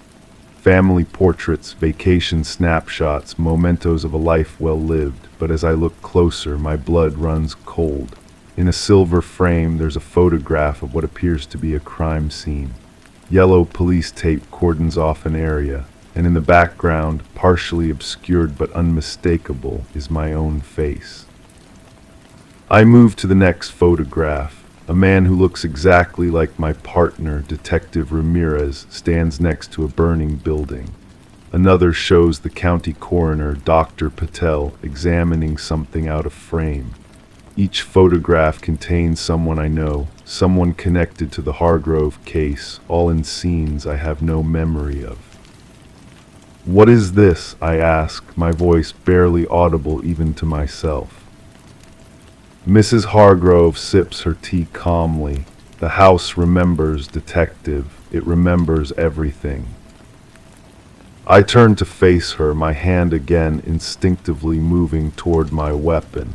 I don't understand. "No," she agrees, setting down her cup with a soft clink against the saucer. "Most don't, but you will. The house chose you after all." My eyes are drawn to a large photograph I hadn't noticed before, hanging above the fireplace. It shows the Hargrove mansion in flames, orange and red consuming the structure. In the foreground, firefighters battle the blaze. And at the edge of the frame, watching from behind the police line, is a figure that looks exactly like me, though I have no memory of being there that night. "I wasn't at the fire," I say, the words feeling hollow. "I was assigned the case afterward." Mrs. Hargrove gives me a pitying look. "Are you certain of that, detective? Memory is such a fragile thing." I back away from the mantelpiece, nearly stumbling over an ottoman. Something is very wrong. My head feels light, my thoughts scattered like leaves in a strong wind. I need to leave, to get back to my car, to call for backup, but when I look toward where the front door should be, I see only more of the sitting room, stretching impossibly onward. "What do you want?" I ask, no longer bothering to hide the tremor in my voice. Mrs. Hargrove stands and moves to a side table where a leather-bound book lies open. The house doesn't want anything, detective, it simply is. But it needs someone to remember, someone to witness. She beckons me over to the book. Against my better judgment, I approach. The pages appear to be a kind of ledger or journal, filled with neat handwriting that looks disturbingly similar to my own. The most recent entry, dated today, describes my arrival at the Hargrove mansion. "I don't understand," I repeat, though a terrible suspicion is beginning to form in the back of my mind. 3 years ago, Mrs. Hargrove says softly, there was indeed a fire. But what burned wasn't the house, detective, it was you. The room seems to spin around me. Flashes of memory, or are they dreams, burst behind my eyes, heat, smoke, screaming, the smell of burning flesh, a case that had become an obsession. A house that held too many secrets, a detective who had gotten too close to the truth. That's not possible, I whisper, but even as I say it, I notice the photographs on the wall changing. Now they all show me, investigating different scenes, interviewing witnesses, poring over evidence, but in each one, my image becomes progressively more transparent, as if I'm fading from existence. Mrs. Hargrove, or whatever she is, smiles sadly. The house rebuilt itself, detective, and it rebuilt you too, but only within these walls. Step outside and you'll cease to exist again until someone new comes looking for answers. I back away from her, moving toward where I believe the door should be. My hand passes through a lamp as if it, or I, am made of nothing but air and memory.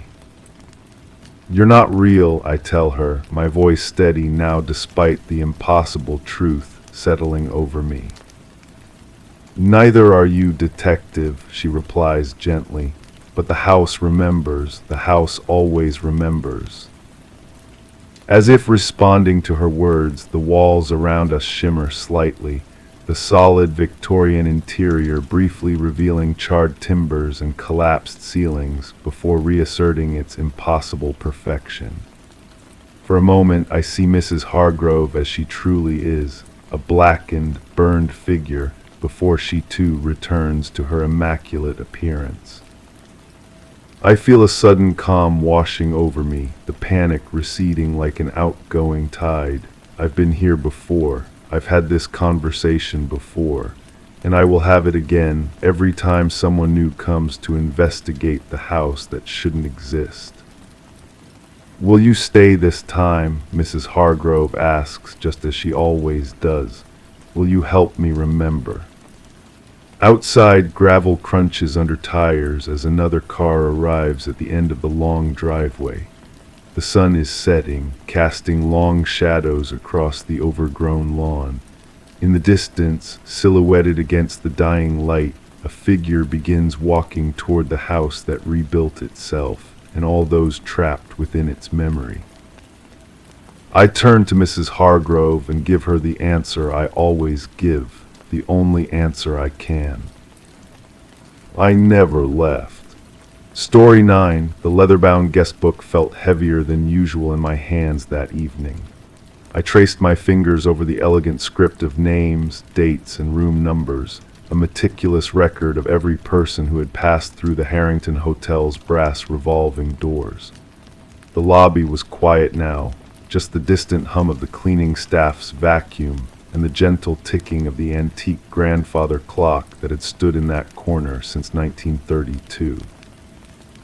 Outside, a light rain tapped against the windows, creating a soothing rhythm that almost, but not quite, masked the uneasiness that had settled into my chest over the past 3 months. I turned to page 86, where the entry for room 212 appeared again. Just like the other 15 times before it, same handwriting, same details, same impossibility. Alexander Mills, room 212, one night paid in cash. The night manager, Alina, moved silently across the burgundy carpet to stand beside my armchair, her reflection appearing in the dark window like a ghost. Looking at it again, Detective Mercer, she asked, her voice barely above a whisper. I nodded, not looking up from the ledger. 16 bookings in 3 months. Always cash, always one night, always the same elegant handwriting, and always. No trace, she finished my sentence. No trace indeed. Room 212 was becoming something of a legend among the staff. A standard corner suite on the second floor, unremarkable in every way except for one peculiar detail. Despite 16 separate bookings, security footage showed that no one had ever entered or exited the room. The cameras in the hallway, which had been checked, double-checked, and triple-checked for malfunction, revealed only empty corridors. The room keycard logs showed entries, but the cameras disagreed. And when housekeeping would go to clean room 212 after each mysterious guest's departure, they would find it immaculate. The bed unslept in, the complimentary toiletries untouched, not a single fingerprint on any surface, as if the room had remained vacant all along. "May I?" Alina asked, gesturing to the chair opposite mine. I nodded, closing the guest book and setting it on the small table between us. The rain intensified, creating a hypnotic drumming against the glass. The golden light from the lobby's chandeliers cast long shadows across the polished marble floor. A perfect setting for ghost stories, I thought, except this wasn't about ghosts. This was about methodical record-keeping that contradicted physical reality. "Tell me again about the first time," I said, pulling out my worn leather notebook. The pages crinkled slightly as I turned to my notes, the familiar sound grounding me as it always did. Alina smoothed her gray skirt and leaned back in the chair.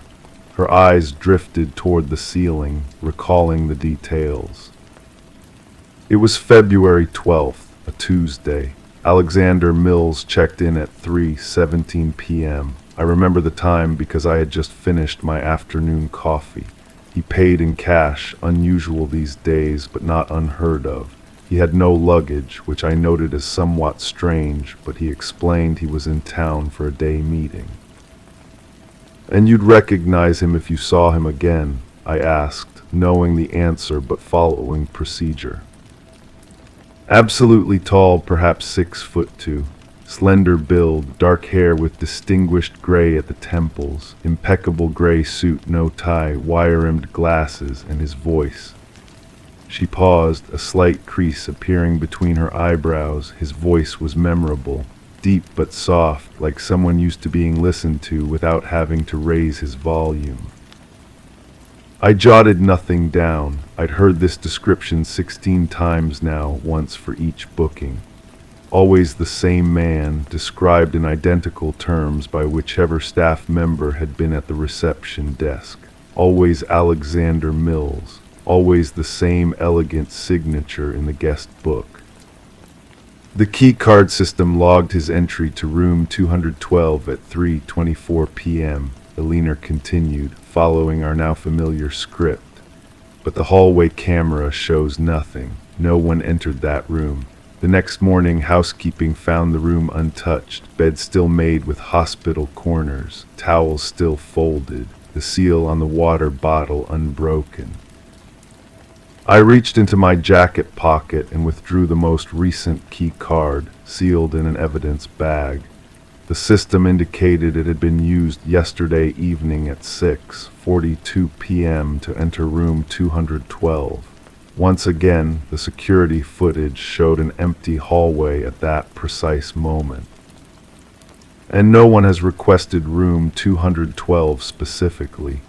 These aren't regular bookings made in advance?" I asked, even though we'd already established this fact. Alina shook her head. "Never. Each time he appears without a reservation, pays in cash, and is assigned whatever room is available. It's merely coincidence that 212 has always been unoccupied when he arrives." Coincidence 16 times. The statistical improbability made my skin prickle with goosebumps. The grandfather clock chimed 11 times, its deep resonance filling the empty lobby. I closed my notebook and stared at the rain-streaked windows, watching rivulets of water race down the glass. Behind me, I sensed rather than heard Alina shift in her chair. "Detective," she said, her voice lower now, "there's something I haven't told you, something I noticed only yesterday." I turned slowly to face her. noting the unusual tension in her typically composed features. Every time Alexander Mills has stayed in room 212, something has happened in the city, something significant. My pulse quickened slightly, but I kept my expression neutral. What kind of something? Alina reached into her pocket and unfolded a piece of paper, placing it on the table between us. I recognized her neat handwriting, a list of dates and events. February 12th, the first time he stayed, was the night of the art gallery heist downtown. March 3rd, his second visit, coincided with the disappearance of Judge Holloway's wife. April 19th, when the city councilman was found with unexplained financial documents. I scanned the list, a cold sensation spreading through my chest. 16 bookings, 16 incidents. None connected in any obvious way, but all involving some form of mystery, wrongdoing, or unexplained circumstance. You think our ghost guest is connected to these events? I asked carefully. Alina met my gaze steadily. I think it's another coincidence that isn't a coincidence, detective. I picked up the list, folding it carefully and tucking it into my notebook. Outside, lightning flashed, briefly illuminating the darkened street. In that momentary brightness, I thought I saw a figure standing across the road, watching the hotel, tall, slender, with the posture of someone accustomed to being unnoticed despite his height. But when the street returned to darkness, there was no one there. What happened yesterday? I asked. What coincided with our latest phantom booking? Alina's fingers tightened slightly around the armrests of her chair. Nothing yet, she whispered. That's what worries me. I stood, walking to the window and pressing my palm against the cool glass.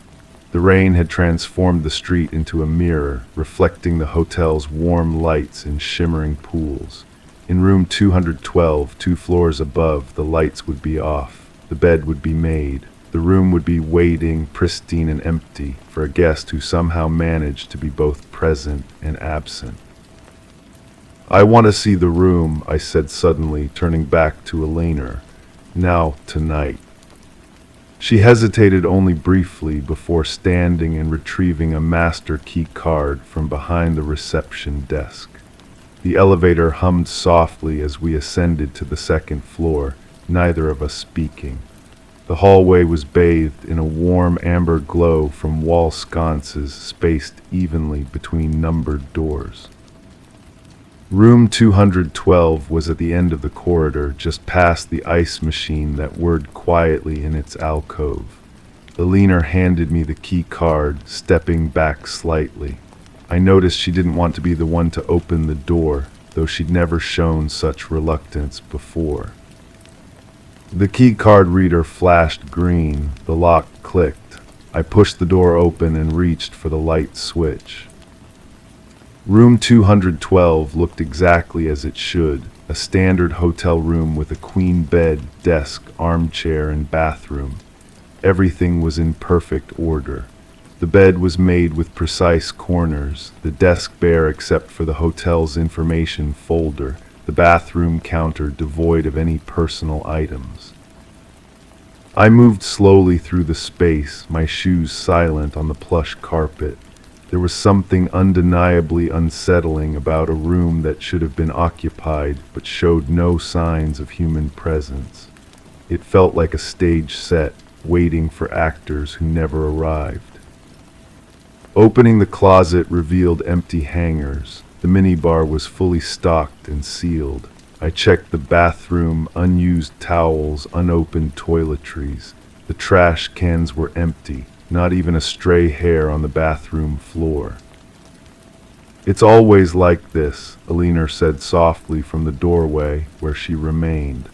Like time stops in here when he's supposedly staying. I walked to the window and looked out at the rain-soaked city. From this vantage point, I could see the art gallery that had been robbed in February, its stone façade illuminated by streetlights. Has anyone ever tried to contact Mr. Mills during his stay?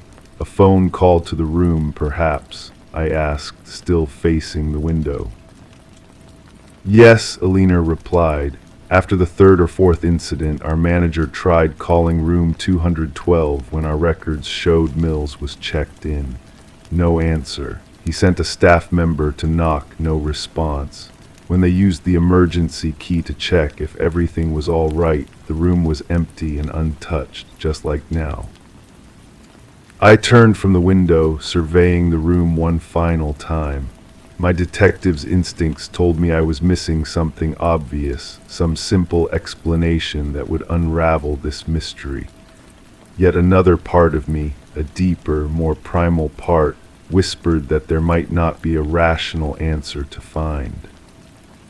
As we left the room, I noticed something I'd overlooked before, a small notepad by the phone on the nightstand. Standard hotel stationery, the Harrington's logo embossed at the top. I approached it, half expecting to finally discover some trace of our phantom guest. The notepad was pristine, untouched, but as I tilted my head, I caught the faintest impression on the top sheet, the ghost of words written on a page now removed. Someone had pressed hard enough while writing that they'd left an indentation on the sheet below. With my heart suddenly beating faster, I took a pencil from my pocket and gently rubbed the lid across the paper, revealing the impressed message beneath. Tomorrow, City Hall, noon. Alina gasped softly behind me. I tore the page from the notepad, careful not to smudge the revealed text, and placed it in my notebook. I think, I said slowly, we now know what corresponds with yesterday's booking.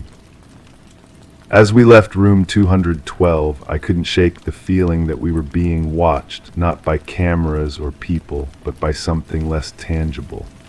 Something that moved through the world without disturbing it, leaving no fingerprints, no stray hairs, no rumpled sheets. Something that wrote messages about events yet to occur. The grandfather clock in the lobby struck midnight as we descended in the elevator. Through the lobby's tall windows, the rain had stopped, leaving the streets glistening and empty. Alina returned to her post behind the reception desk, her face troubled but composed. "What will you do now, detective?" she asked as I prepared to leave. I buttoned my coat and glanced at my watch. "I have a meeting at City Hall tomorrow," I replied, "at noon." As I pushed through the revolving doors into the damp night air, I couldn't help wondering if Alexander Mills, whatever he might be, was already there waiting, watching from some vantage point where he could observe without being observed.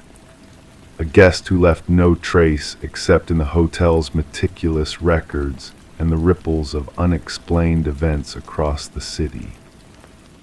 I turned up my collar against the chill and began walking toward my car, aware that the case of room 212 was far from closed. In fact, it seemed increasingly likely that it was just beginning. And somewhere in the back of my mind, I wondered if I'd find myself checking into the Harrington Hotel sometime soon, requesting a specific room, and signing the guest book with handwriting that wasn't quite my own. Story 10. It appeared one day in the mailbox, nestled within a plain envelope devoid of any sender's address. A solitary brass key, weathered by the passage of time. The homeowner, Sarah, couldn't place it, yet a strange sense of familiarity enveloped her. Trying it in every lock she owned yielded no results. It belonged to no door in her home. Perplexed, she set it on the coffee table, and at that moment, the long silent grandfather clock in the hallway emitted a solitary, haunting chime, despite its broken state for years. Sarah, unsettled by this peculiar event, promptly alerted the authorities about the mysterious key. What initially seemed like a mere oddity swiftly unfurled into a deeply unsettling criminal inquiry that sent shockwaves through the typically serene suburban enclave. The responding officer, initially dismissive, suggested the key's arrival might have been a simple mix-up. However, Sarah couldn't shake the feeling that something was amiss. Reluctantly, the officer took the key as evidence, placing it in a small evidence bag, a seemingly insignificant item that would ultimately become the linchpin of a sprawling investigation. The case file found its way to Detective Robert Harmon during the morning briefing. A seasoned investigator with the Special Victims Unit, Harmon possessed a knack for identifying cases that transcended their innocuous beginnings. The unassuming brass key sat on his desk, its presence subtly disquieting. Sarah's background check revealed no criminal past, a retired high school teacher, widowed, with grown children living afar. Her financial records, phone logs, and online activity yielded nothing suspicious. She appeared precisely as she claimed an unwitting recipient of something inexplicable. Forensic analysis of the key unearthed only Sarah's fingerprints. The envelope divulged nothing beyond a nondescript postmark from a regional distribution center. No DNA traces or clues. The key itself, a standard Schlage, well used and likely aged several years, offered no immediate revelations. A breakthrough emerged unexpectedly when Harmon decided to run the key's unique bidding pattern through the department database. A cold case from 7 years prior surfaced, featuring an identical key pattern linked to a storage unit where investigators had unearthed unsettling evidence: bloodied carpet, tools for cutting, and images of unidentified women. The original investigation had stalled due to insufficient evidence to pinpoint a suspect. Harmon delved into the dusty case files, revealing a web of unsolved mysteries. The storage unit had been rented under a false identity, with payment made in cash. Surveillance footage had long been erased, and the evidence collected had only yielded partial DNA samples with no matches in criminal databases. Photographs discovered in the storage unit depicted 5 unconscious women, 3 of whom remained unidentified and missing. Their cases lingered open, classified as suspected homicides without bodies. When shown the pictures, Sarah couldn't identify any of the women. As the investigation deepened, Sarah fortified her home with new locks and a security system, consumed by the question, why had this key been sent to her? Harmon ordered a fresh analysis of the original evidence using advanced techniques. The partial DNA sample was expanded and cross-referenced with genealogical databases, leading to a distant familial match, a second cousin twice removed from the suspect. Tracing the familial connections backward, investigators honed in on Harold Jenkins, a former neighbor of Sarah's who had relocated 6 years prior, his current whereabouts unknown. Further probing unveiled that Jenkins had once been a substitute teacher at the school where Sarah taught, though their interactions were minimal. His employment records revealed a patchy work history, prolonged unexplained absences, and frequent relocations. Investigations at his former residence yielded no anomalies, with neighbors describing him as unassuming and reclusive, a chillingly common narrative preceding the revelation of hidden malevolence. The lingering enigma persisted: why had Jenkins sent the key to Sarah, and why now? Harmon speculated on potential motives: a macabre invitation, a trophy, or a foreboding signal. The hunt for Jenkins intensified, but his trail had gone cold. No renewed driver's license, credit card activity, or tax returns surfaced. Jenkins had meticulously scrubbed his digital footprint, a deliberate effort to remain untraceable. The case's true horror unfurled when authorities scrutinized a remote cabin registered under Jenkins' deceased mother's name. Beneath the aged floorboards lay a concealed chamber accessible only through a secret trapdoor. Inside, meticulously arranged shelves housed a plethora of identical brass keys, each engraved with a name and date. 5 keys corresponded to the women in the photographs, while the remaining 27 keys hinted at a harrowing tally of additional victims previously unknown to law enforcement. Buried behind the cabin, forensic teams unearthed human remains, triggering a weeks-long excavation that unveiled multiple bodies in varying stages of decay. As the nationwide manhunt for Jenkins escalated, Sarah found herself under constant protection, fearing the malevolent specter that had touched her life so closely. Behavioral analysts theorized that the key symbolized a twisted acknowledgement, with Jenkins singling out Sarah to appreciate his ghastly deeds. Dubbed the Keymaster by the press, Jenkins' name reverberated through national headlines, instilling fear in a community grappling with the revelation of hidden horrors. Tracking dogs traced descent from the cabin into the surrounding wilds, while search teams scoured dense forests. Thermal imaging drones surveyed impassable terrains, amplifying the intensity of the manhunt, one of the region's largest. A chance encounter with a wildlife photographer in remote woods captured a fleeting image resembling Jenkins, prompting authorities to tighten their net. The final standoff unfolded as a patrol officer encountered Jenkins attempting to traverse a river. Refusing to surrender, Jenkins retreated to a derelict fire observation tower, barricading himself within. Hours of negotiation yielded no response, culminating in a tactical breach that discovered Jenkins lifeless from self-inflicted wounds. Beside him lay a journal detailing his gruesome acts, alongside a brass key akin to the one Sarah had received. Inside a waterproof container lay a trove of evidence: photographs, maps marking burial sites, and personal effects stripped from victims, a meticulously preserved testament to almost a decade of atrocities. The journal's parting words were directed at Sarah, the object of Jenkins' twisted fixation. Her ignorance contrasted against his meticulous observation.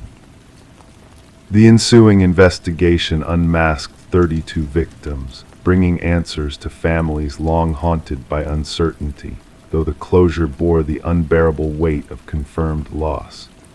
Sarah never returned to her home, unable to reconcile the proximity of horror to her once ordinary life. The grandfather clock, an unwitting informant, was revealed to contain a concealed wireless receiver Jenkins had surveilled, waiting for the moment Sarah received his gift. The case endures as a chilling example of predatory malevolence shrouded by normalcy. Psychologists pore over Jenkins' writings, striving to identify early signs of similar offenders. Somewhere in an evidence vault, a hushed collection of brass keys stands as a silent testament to lives, truncated, a grim reminder that some truths remain locked behind unassuming exteriors. Story 11: The Enigmatic Doll. In the dimly lit attic, hidden beneath a worn and frayed blanket, they stumbled upon it. A porcelain doll, fragile and ancient, with its piercing blue eyes wide open, gazing into the unknown. Sarah and Michael, a young couple, uncovered this mysterious relic, a forgotten treasure of a bygone era. They shared a chuckle, dismissing it as just another relic of the past. Yet as night descended and they nestled under the covers, a subtle shift in the atmosphere unsettled them. The air grew heavy, laden with an unspoken tension. Silence lingered, stretching into the darkness. And when morning dawned, the doll was no longer in the attic's shadows. It sat solemnly at the foot of their bed, an eerie sentinel watching over them. Sarah and Michael had been captivated by the Victorian house's allure when they acquired it at auction, drawn to its intricate woodwork and enigmatic history. Little did they know that they would soon be entwined in its dark narrative. Detective Rachel Winters, a meticulous investigator, received a chilling call on a crisp autumn morning. A grim discovery awaited her in the master bedroom, a female victim, her body contorted into an unnatural pose, eyes wide with fear etched on her face. Nearby, the male victim lay in the hallway, as if fleeing from an unseen terror. The crime scene was pristine, devoid of any signs of intrusion or struggle, save for the haunting tableau of the victims. Detective Winters observed the deliberate arrangement, noting the female victim's doll-like posture, her form frozen in a macabre display. The investigation unfolded with a sense of foreboding as neighbors shared unsettling accounts, a shadow glimpsed in an empty window, a child's laughter echoing through the still night. Each tale added a layer of disquiet to the growing mystery. Forensic analysis unveiled a puzzling trail of vintage fibers throughout the house, reminiscent of antique doll clothing. The absence of foreign DNA or prints confounded the experts, hinting at an otherworldly presence that defied conventional logic. Delving into the property's murky past, Detective Winters unearthed a pattern of tragedy, previous owners meeting untimely fates under inexplicable circumstances. Whispers of spectral encounters and eerie phenomena haunted the house's history, shrouding it in a cloak of dread. A forgotten newspaper clipping led to a revelation: a tormented doll maker, his final creation rumored to harbor a malevolent spirit. The missing doll, a key piece in the puzzle, linked the past to the present with spectral threads that refused to be severed. As the investigation unraveled, a specter of fear loomed over the case, defying rational explanation. The enigmatic doll, a harbinger of misfortune, remained elusive, its presence felt but never seen. Detective Winters, driven by an insatiable curiosity, ventured into the shadows of the past, seeking answers that eluded her grasp. A chance encounter with a descendant of the doll maker unveiled dark secrets, ancient rituals, forbidden knowledge, and a chilling legacy of haunted creations. The case reached a standstill, its enigma unsolved, its secrets locked within the walls of the house. Detective Winters, marked by the ordeal, made a final decision to safeguard the doll as evidence, its porcelain gaze a silent witness to the unexplained. Yet fate had other plans. The night after the doll's confinement, the detective's office was breached, the cabinet emptied of its eerie contents. Detective Winters awoke, her memories fragmented, lost in a haze of uncertainty. The house passed into new hands, its troubled past a whispered rumor among the wary. The attic, once a chamber of secrets, now stood barren, a void echoing with the remnants of a bygone tragedy. And so the enigmatic doll vanished into the shadows, leaving behind a legacy of unanswered questions and lingering whispers. Detective Winters, burdened by the weight of the unsolved, took her leave, carrying with her a solemn reminder of the past. The new owners, wise to the house's haunted history, chose to let the attic lie undisturbed, a silent testament to the mysteries that lurked within its walls. Yet on quiet nights, a faint laughter would drift through the stillness, a ghostly echo of a child's playful spirit, forever bound to the enigmatic doll of ages past. Story 12. In the quiet stillness of a forgotten Polaroid, secrets lingered, waiting to be unearthed. Decades had passed since the snapshot captured a birthday scene, faces frozen in smiles, candles flickering innocently. Yet within the confines of that old photograph, a mystery lurked, hidden in plain sight. When the daughter inherited the box of memories, she stumbled upon it, a shape in the background, a man cloaked in shadows, standing just beyond the glow of the candles. He was not a familiar face, not a part of the gathered family. No one recalled his presence, yet in each photo he crept closer, his presence growing more pronounced. Sarah Winters, grieving the loss of her mother, found herself drawn into a chilling enigma as she sifted through the collection of faded photographs in the attic. What should have been a journey through cherished moments of the past turned into a descent into darkness. The first photo revealed him faintly, a mere silhouette lingering on the outskirts of her 7th birthday party. The figure, obscured and watching, stood by the glass door, a silent observer. In the subsequent images, he inched his way closer, a phantom presence unnoticed by those captured in the frames. Disturbed and unsettled, Sarah reached out to her father, her voice trembling with unease as she confronted the enigma of the mysterious man in the background. His response was a mix of disbelief and concern, denying the existence of any outsider in their cherished memories. Desperate for answers, Sarah shared the haunting photos with her father, only to be met with a shaken acknowledgement of the inexplicable presence. Seeking solace in the arms of truth, Sarah turned to Detective Marcus Reed, a seasoned investigator with a weathered demeanor that belied his keen insight. As she laid out the evidence before him, the photographs whispering tales of hidden secrets, the detective's scrutiny revealed a pattern, a progression that defied logic. The shadowy figure, unnoticed by all, seemed to move purposefully through the captured moments, drawing closer to the unsuspecting children with each frame. Despite initial skepticism, the detective delved into the mystery, uncovering a web of deceit and horror that spanned decades.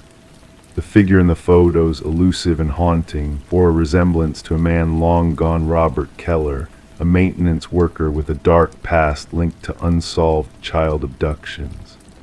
As the pieces of the puzzle fell into place, a chilling truth emerged, connecting the dots of tragedies long buried in the past. Through painstaking investigation and technological enhancements, the veil of mystery began to lift, revealing the sinister reality behind the hidden figure. Dental records, long-forgotten scars, and distinctive markings painted a portrait of a predator who had roamed undetected, leaving behind a trail of devastation. The shadows of the past were brought into the harsh light of justice, as the man in the photos was unmasked for the monster he truly was. Sarah's world crumbled as the revelations unfolded, each piece of evidence a dagger to her heart. The remains of a missing child, finally identified after years of uncertainty, served as a grim reminder of the atrocities committed by the shadow in the photographs. As she gazed at the final birthday picture, the warmth of the candles contrasting with the chilling presence behind her younger self, Sarah felt a shiver run down her spine.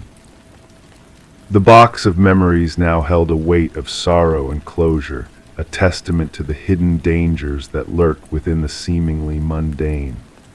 The figure in the photos, once a spectral enigma, now stood exposed in all his malevolence, his legacy of pain and loss laid bare for all to see.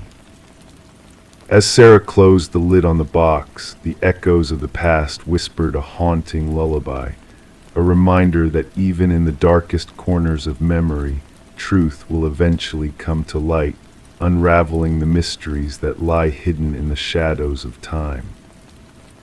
Story 13. The gentle current whispered softly that morning, the water reflecting the sky like a mirror, smooth and serene. The fisherman's eyes scanned the tranquil surface, almost missing the curious sight of a solitary suitcase bobbing near the shore. At first glance, it seemed like a mere discard, perhaps a pile of worn-out clothes abandoned by the careless hands of fate. But as he cautiously approached, a pungent odor crept into his senses, thick, clinging, and unmistakable. The case was entwined in chains, its once vibrant edges now weathered and rusted from the relentless kiss of time. When the authorities pried it open, they were not met with fabric or trinkets. Instead, they found a haunting sight: locks of hair clinging to lifeless fingers, frozen in a ghastly embrace. And nestled at the bottom, a cryptic note that sent chills down their spines: "This isn't the first." Detective Sarah Mercer arrived at the scene, a delicate handkerchief pressed to her nose, her gaze somber as she took in the grim tableau before her. The victim, a woman in her mid-30s, with dark tresses and skin now pallid and mottled from the watery embrace, lay still under the watchful eye of the medical examiner. Every meticulous detail was catalogued before the body was tenderly lifted from its resting place.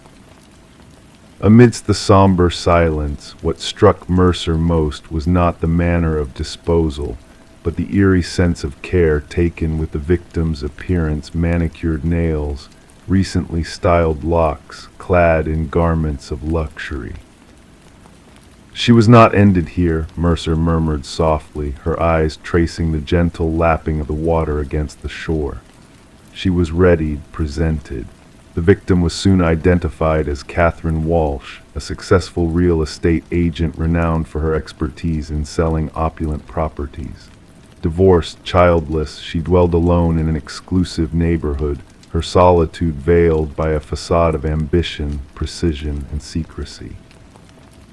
Colleagues spoke of her with reverence, recounting tales of her unwavering dedication to her craft. Her sudden disappearance, reported by her assistant when she failed to attend a crucial showing for affluent clients, sent ripples of unease through the tight-knit community. As investigators delved into Walsh's meticulously maintained modernist abode, a sense of unease settled upon them. Every corner exuded an air of perfection: furniture arranged with precision, surfaces gleaming devoid of any blemish. The refrigerator harbored neatly labeled meals, each container a testament to orderliness. Her wardrobe, a kaleidoscope of hues, meticulously arranged by shade, shoes nestled in protective sheaths. Yet a singular anomaly caught their attention: a slightly ajar drawer in her home office. Nestled within, a leather-bound journal beckoned. The final entry etched upon its pages whispered of unseen shadows: "He's watching again." Same car, different plates. Further exploration into Walsh's digital footprint unveiled a haunting pattern: seemingly innocuous emails from unfamiliar addresses, all bearing the same eerie message: "I see your perfection." Sent at precise intervals, these missives wove a sinister web around the enigmatic circumstances. Mercer, her brow furrowed with thought, connected the dots between these digital breadcrumbs and the ritualistic display at the crime scene. "Our adversary is deliberate," she confided to her astute partner. This was not a crime of passion, but a meticulously choreographed ceremony. A breakthrough, unexpected yet pivotal, emerged from the shadows. A local pawnshop proprietor recognized Walsh's distinctive emerald necklace among his wares, absent from her personal effects. The individual who had pawned it bore a face familiar to him: Michael Linden, a nondescript maintenance worker of unassuming demeanor. Surveillance footage unveiled his clandestine visits to Walsh's residence, weaving a tapestry of intrusion and obsession. Linden's humble abode, upon investigation, harbored a chilling revelation: walls adorned with clandestine snapshots of Walsh and other women, all sharing a striking resemblance, captured without their knowledge. Some faces were cruelly marked with scarlet streaks. Walsh stood as the third in this macabre gallery. Hidden behind a veil of normalcy in his closet, investigators unearthed a shrine of horrors: a macabre collection of artifacts belonging to each victim, meticulously arranged with macabre precision. A hairbrush delicately entwined with strands of hair, tissues stained with lipstick, mundane receipts and keys. Each item a testament to the meticulous study of daily routines, preferences, and idiosyncrasies. The interrogation room turned frigid as Linden was brought forth, his demeanor unwavering, his facade of innocence unbroken. They were flawed, he intoned, his voice devoid of emotion. They cloaked themselves in perfection, but I discerned the truth. Catherine's desk harbored chaos. Her lipstick bore an imperfection. Her perfection was a deception. The hunt for the elusive first two victims referenced in Lyndon's ominous note led investigators to desolate landscapes where two more suitcases surfaced, each cradling women akin to Walsh, real estate mavens who projected an image of meticulous flawlessness.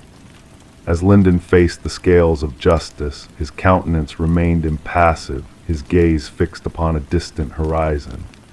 The court proceedings laid bare his meticulous machinations, his calculated unraveling of lives veiled in shadows.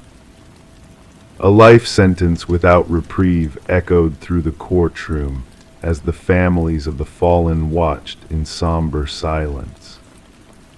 For Detective Mercer, the closure of the case was but a pallid veil over lingering questions that haunted her restless nights. What inner turmoil drove Lyndon to fixate on these particular women? What specter of imperfection within himself compelled him to eradicate perceived flaws through unspeakable acts? The river meandered downstream, its waters a tranquil facade, concealing the sins of the past.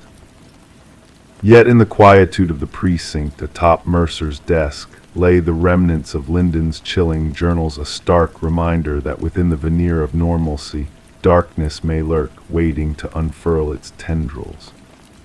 In the shadows of ordinary lives, the most insidious predators may lie in wait, their gaze unflinching, their patience unyielding, poised to strike at the slightest hint of vulnerability. Story 14. The aged apartment exhaled a tired groan, the ancient heating system and rattling pipes singing a familiar tune, or so she thought until it happened. A whisper, delicate yet distinct, wove its way through the ventilation shafts, not the typical murmur of a neighbor's conversation over the phone. This was different. It called her name, softly echoing through the metal passageways. Intrigued and slightly unnerved, she leaned closer, her ear pressed against the cold grate, feeling a chill brush past her cheek. And then, almost teasingly, came the words, "I know you can hear me." Detective Morgan Shaw stood in the center of the empty apartment, a still figure amidst the bustling forensics team capturing every detail with their flashing cameras. The missing woman, Alina Reeves, had vanished without a trace, only discovered after a week when a strange odor permeated the building. What they uncovered within the ventilation system was beyond comprehension. She claimed to hear voices through the vents, Officer Patel recited from his notes. The building management dismissed her complaints, attributing it to the quirks of an old heating system. Kneeling by the vent, Shaw noticed the deep scratches surrounding its edges.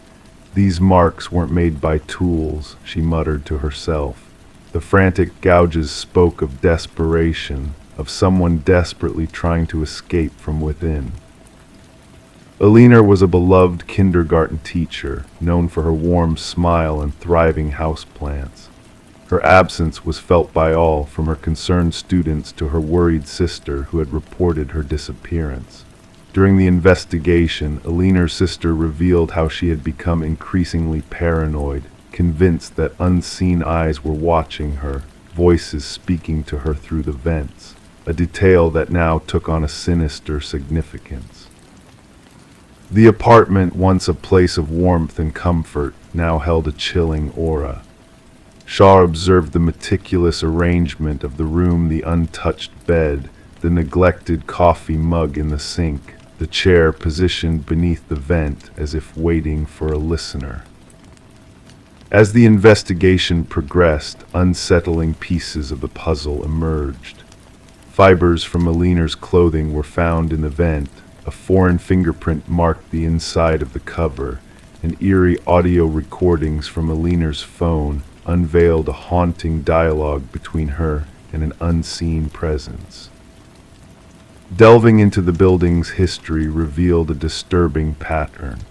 Previous tenants had fled the premises, citing strange noises and hallucinations of voices beckoning from the walls. The building superintendent, Harold Weber, appeared cooperative but evasive, his facade crumbling when questioned about the occupants of apartment 4B.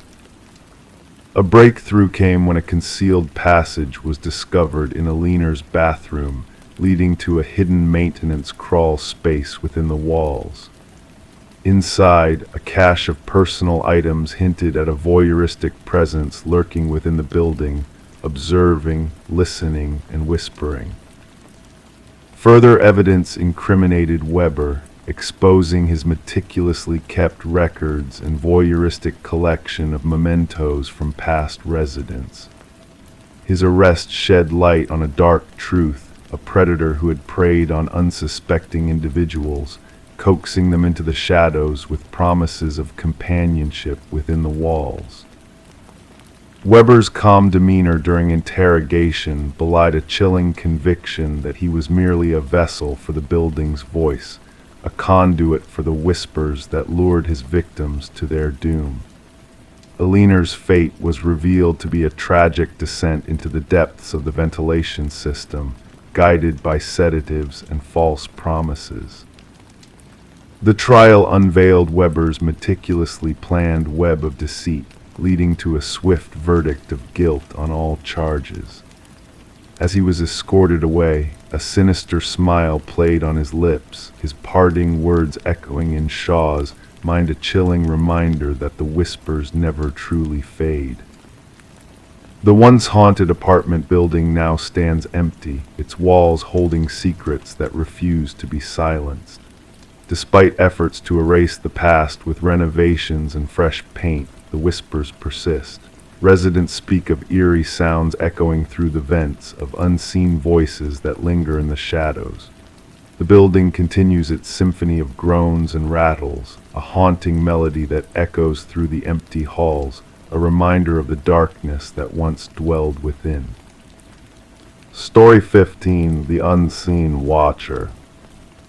She never enjoyed venturing into the attic, but when a fierce storm caused a leak in the roof, she had no other option. As she climbed the creaky stairs, a sense of unease settled within her. The attic was a realm of forgotten treasures, cloaked in layers of dust and veils of cobwebs. Among the shadows in the farthest corner stood an ancient dollhouse, its intricate details shrouded in mystery. Each minuscule piece of furniture was meticulously arranged, as if frozen in time. But her curiosity soon turned to dread as she peered into the miniature rooms. The figures within were not mere dolls, they were tiny, hand-carved replicas of her own family. Every detail was uncannily accurate, from the father's graying hair to the mother's delicate birthmark. Yet one figure stood out, the figure meant to represent her. Instead of sitting as expected, it stood near the attic door, a silent sentinel in the shadows. Rebecca Morgan's trembling finger traced the roof of the dollhouse, lingering over the spot where the tiny wooden figure stood.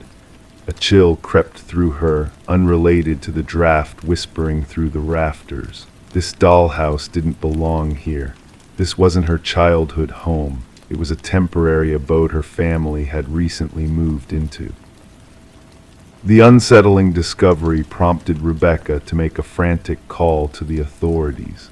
When Detective Sarah Harmon and her team arrived at the suburban residence, they found a family in distress, huddled in fear, reluctant to return upstairs. At first, the detective dismissed their apprehensions as mere paranoia or a cruel prank, but the eerie precision of the miniature figures left her with a sense of foreboding. Forensic analysis revealed fingerprints on the dollhouse that didn't match any family member. Even more disturbing were the microscopic cameras hidden within the figure's eyes, all connected to a complex surveillance system concealed beneath the dollhouse. The Morgans' movements had been meticulously recorded, mirroring their daily routines with alarming accuracy.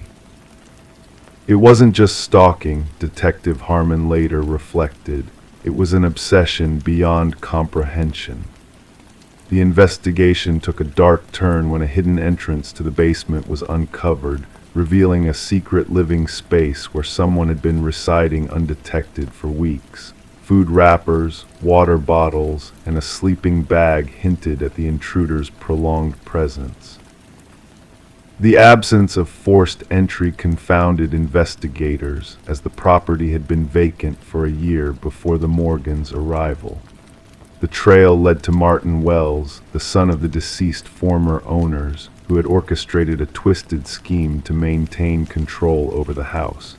He had been living in the shadows, observing the new tenants through his intricate dollhouse surveillance. Wells's apartment held a chilling trove of photographs and journals detailing the lives of multiple families in the area. Each dollhouse represented a different home, a twisted shrine to his possessive fixation. During interrogation, his calm demeanor masked a deep-seated delusion of ownership and control over the properties. The revelation shook Rebecca to her core. The violation of privacy, the sense of being watched and manipulated, haunted her long after they left the house behind. Wells was held accountable for his crimes, but the scars he left on the Morgan family ran deep. The incident sparked a reevaluation of real estate laws and safeguards to protect future occupants from similar violations. As Rebecca sought solace in a new home, the specter of surveillance lingered in her mind. The fear of being observed, of being reduced to a mere plaything in someone else's twisted game, cast a long shadow over her sense of security. The unseen watcher had left an indelible mark on her soul, a reminder that some horrors lurk just beyond the surface, waiting to be uncovered in the darkness of the night. Story 16. The aged envelope exuded a sense of history, its once white edges now tinged with a soft yellow hue, a stark contrast to the crispness of the freshly stamped postage, marking its recent journey through the postal system. With a careful hand, the detective unfolded the envelope, revealing a single sheet of paper within. The message, typed in a hurried and uneven script, read, "I am sorry for what I did." There was a faint dampness to the paper, carrying with it a metallic scent that lingered in the air. It was only upon closer inspection that the detective noticed a reddish smear along the bottom edge, a stain that bore a grim significance. Detective Sarah Morgan, her gloved fingers moving with practiced precision, placed the letter into an evidence bag. The forensics team had already confirmed her suspicions the reddish stain was human blood, a chilling connection to an unsolved homicide case that had haunted the department for years. The victim, a young journalist named Rebecca Warren, had been discovered in her apartment, the scene marred by multiple stab wounds.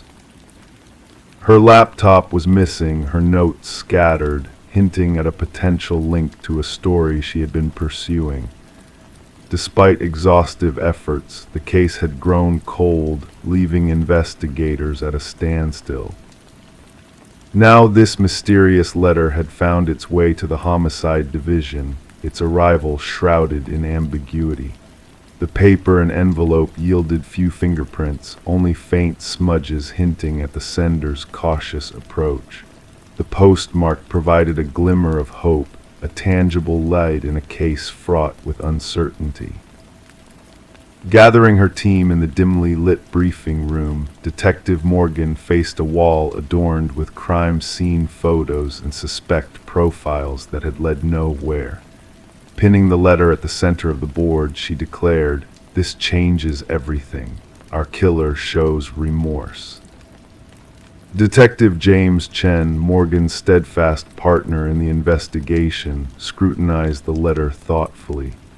"Or perhaps they seek to deceive us," he proposed. "The blood may be a calculated ploy, a macabre game of cat and mouse." The forensics team delved into the unique impressions left by the typewriter, a relic from a bygone era no longer in production. Rare, but not beyond reach, their search expanded to antique dealers and collectors across the region, each lit a flicker of hope in the encroaching darkness.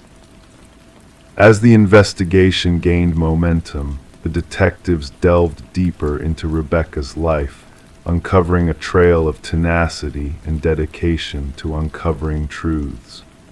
Her pursuit of a story involving a prominent family embroiled in local politics hinted at a web of intrigue and deceit. Interviewing Rebecca's boyfriend, Michael Barnes, revealed subtle shifts in his demeanor, a crack in his facade of grief. Rebecca feared she was being followed, he confessed, the weight of missed warnings heavy in his voice. Amidst their pursuit, a second letter arrived, bearing the same typewritten message and a chilling revelation. She delved too deep into the family's secrets, the inheritance, the patriarch's demise. It was never meant to end this way. The trail led to the opulent mansion of the deceased patriarch, where suspicions converged on the eldest son, Richard. His possession of vintage typewriters raised eyebrows, his explanations ringing hollow in the air. A breakthrough came with the discovery of microscopic fibers linking the envelopes to custom stationery belonging to the youngest daughter, Eleanor. Her revelation of Richard's request to borrow the stationery unraveled a web of deceit. A search of Richard's home uncovered a hidden chamber filled with damning evidence clippings, surveillance photos, and the vintage typewriter used in the letters, stained with Rebecca's blood. The final revelation came with the revelation of financial ties between Richard and Michael, a sinister pact to silence Rebecca's damning discoveries. Confronted, Michael's facade crumbled, his confession a damning echo of betrayal. Eleanor's clandestine recording sealed Richard's fate, capturing his chilling directive to silence Rebecca forever. As he attempted to flee, the weight of guilt bore down upon him, the truth closing in on all sides. The trial laid bare the intricacies of the case, the letters, the typewriter, the financial transactions weaving a tapestry of deceit. Richard's protestations of innocence crumbled beneath the weight of evidence, his conviction a testament to justice served. As he was led away, a sense of closure settled upon Rebecca's grieving parents, a bittersweet solace in the face of irreparable loss. The blood-stained letters remained as a haunting reminder that even the most carefully orchestrated crimes leave traces, and that the echoes of remorse, whether genuine or feigned, can unravel the most meticulously planned schemes. The tale of Rebecca Warren stood as a testament in the annals of detective lore, a whispered lesson that sometimes the key to unlocking a mystery lies not in the glare of technology, but in the hushed whispers of an old typewriter and the burden of guilt that shadows a killer's steps. Story 17. The tale unfolds in the quiet shadows of a closing costume shop where old inventory finds new homes. Among the remnants of forgotten disguises, a woman's hand reaches for a mask, its delicate features frozen in an unsettling lifelike quality. As she places it on the dusty counter, the cashier hesitates, a whisper of uncertainty in his voice. "That's not ours," he mutters, casting a wary glance at the mysterious mask. The woman, undeterred by the cashier's unease, checks for a tag only to find none. With a casual shrug, she decides to take the mask home, unaware of the enigmatic path it will lead her down. In the dead of night, a soft sound rouses her from slumber, a gentle whisper of fabric shifting. Startled, she searches the room and finds the mask has vanished from its initial resting place on the dresser. Instead, it sits ominously on her nightstand, its gaze fixed upon her like an unblinking specter. The woman, known as Catherine Reed, would soon become a tragic figure in a chilling tale of mystery and dread. It was her neighbor who stumbled upon the haunting scene the next morning. The The front door stood ajar, allowing the pale light of dawn to spill into the otherwise darkened home. What was meant to be a simple return of a borrowed book turned into a discovery that would haunt investigators for years to come. Catherine lay lifeless on the bedroom floor, the eerie mask nowhere to be found, as if it had dissolved into the shadows from whence it came. Detective Morgan arrived at the scene, where forensics meticulously documented every detail. The rhythmic clicks of the camera shutters echoed against the backdrop of hushed voices, creating an eerie symphony in the somber space. An officer, pen scratching against paper, remarked on the absence of forced entry, a puzzle in the midst of tragedy. The detective, with keen eyes that missed nothing, noted the subtle clues scattered throughout the room: an open drawer, a lipstick-stained water glass, an ordinary setting tainted by the presence of death. The medical examiner, with a solemn countenance, puzzled over Catherine's lifeless form. Cause of death unclear upon initial inspection, he intoned, his gaze fixed on her terror-stricken expression. No visible wounds, no signs of struggle, just the cold grip of fear etched into her features, a silent scream frozen in time. The detective, voice barely above a whisper, mused. Something scared her to her untimely end. Catherine, a woman of quiet habits and sharp perception, had lived a life steeped in the world of art appraisal. Her colleagues spoke of her keen eye for authenticity, her ability to discern truth from deception with a single glance. She could spot a forgery a mile away, her boss recalled, a testament to her unwavering dedication to her craft. The detective pondered whether her discerning eye had led her down a path she could never have foreseen. A revelation came to light through security footage from the costume shop, a peculiar glimpse into a world where masks held secrets and shadows danced unseen. The cashier's bafflement at the mask's origins, the owner's firm denial of its existence in their inventory, each piece of the puzzle fitting together to form a picture of inexplicable dread. The detective delved deeper, uncovering a history of strange occurrences tied to the estate sale of a collector who met a mysterious end. Forensics unearthed a crucial clue in the form of microscopic fibers entwined in Catherine's fingertips, an otherworldly thread connecting her to a realm of darkness beyond comprehension. The lab technician's words hung heavy in the air, describing fibers woven from human hair and an organic substance defying identification, a tapestry of unknown origins, a thread linking past to present in a macabre dance of fate.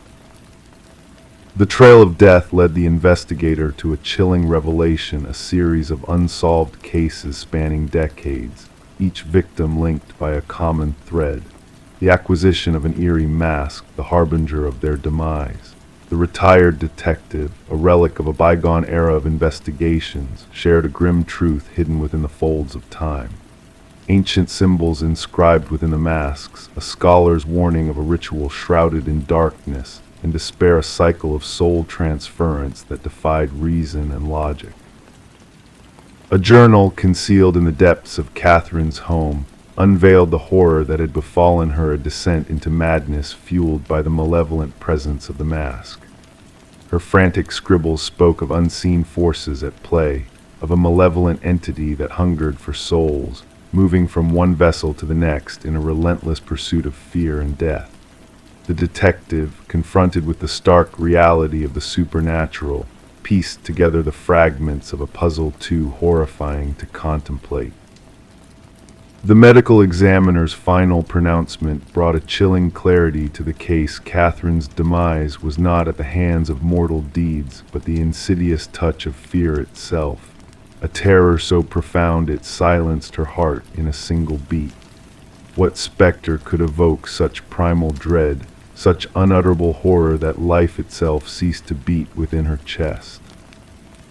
As the investigation unfolded, a surveillance tape from a vigilant neighbor revealed a sight that chilled the blood: a figure cloaked in darkness, wearing the mask of Catherine with a twisted mimicry of life. The detectives alert for the missing mask went unanswered, its whereabouts shrouded in mystery until whispers emerged of its reappearance in a distant vintage shop. By the time authorities arrived, it had slipped through their grasp, a phantom in the night, eluding capture and slipping back into the shadows. The unsolved case lingers in the detective's thoughts, a reminder of the darkness that lurks beyond the veil of reality. Catherine's journal, a testament to a truth too bizarre for official records, rests in a drawer as a silent warning of the mask's malevolent power. In the stillness of night, she awakens to a sense of being watched, a presence that lingers at the edge of perception. She secures her windows, bolsters her doors, and prays that the mask will not find its way to another unsuspecting soul, hungry for the essence of life that dwells behind mortal eyes.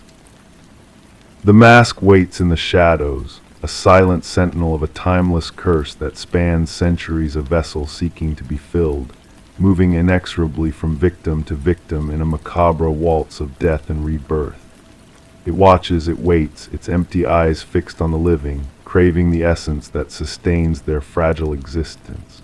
And when it finds its next host, another chapter in its dark legacy will unfold, a tale of terror and tragedy, written in blood and whispered in the chilling silence of the night. Story 18. The old wooden plank gave way under her weight, a subtle shift that caught her attention. Stooping down, she traced her fingers along the edges, sensing the hidden void beneath the seemingly solid floor. With cautious precision, she pried up the boards, revealing a dark, mysterious space concealed beneath the foundation of her new home. At first, all she saw was dust and cobwebs, the silence of the hidden chamber enveloping her. But as her eyes adjusted to the dim light, shapes began to emerge from the shadows.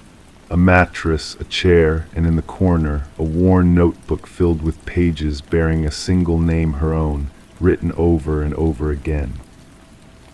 Detective Morgan Reed stood silently behind Sarah Coleman as she peered into the abyss beneath her quaint cottage. The fear in Sarah's gaze spoke volumes, a fear that transcended mere surprise at the discovery of a secret room. It was a fear born of violated safety, of an unwelcome intrusion into what should have been a fresh start. Touch nothing else, Detective Reed's voice was calm yet commanding, a beacon of authority in the murky darkness. With a click, her flashlight pierced the shadows, revealing walls adorned with photographs, surveillance snapshots capturing Sarah's every move, her every interaction. A shrine of obsession hidden beneath her very feet. Sarah had purchased the cottage from the estate of an elderly man named Walter Green, a recluse who had passed away, leaving no known kin. The property had sat empty for months before Sarah's arrival, its listing painting a picture of charm and minor refurbishments needed. No mention of the hidden room, no hint of the secrets lurking below.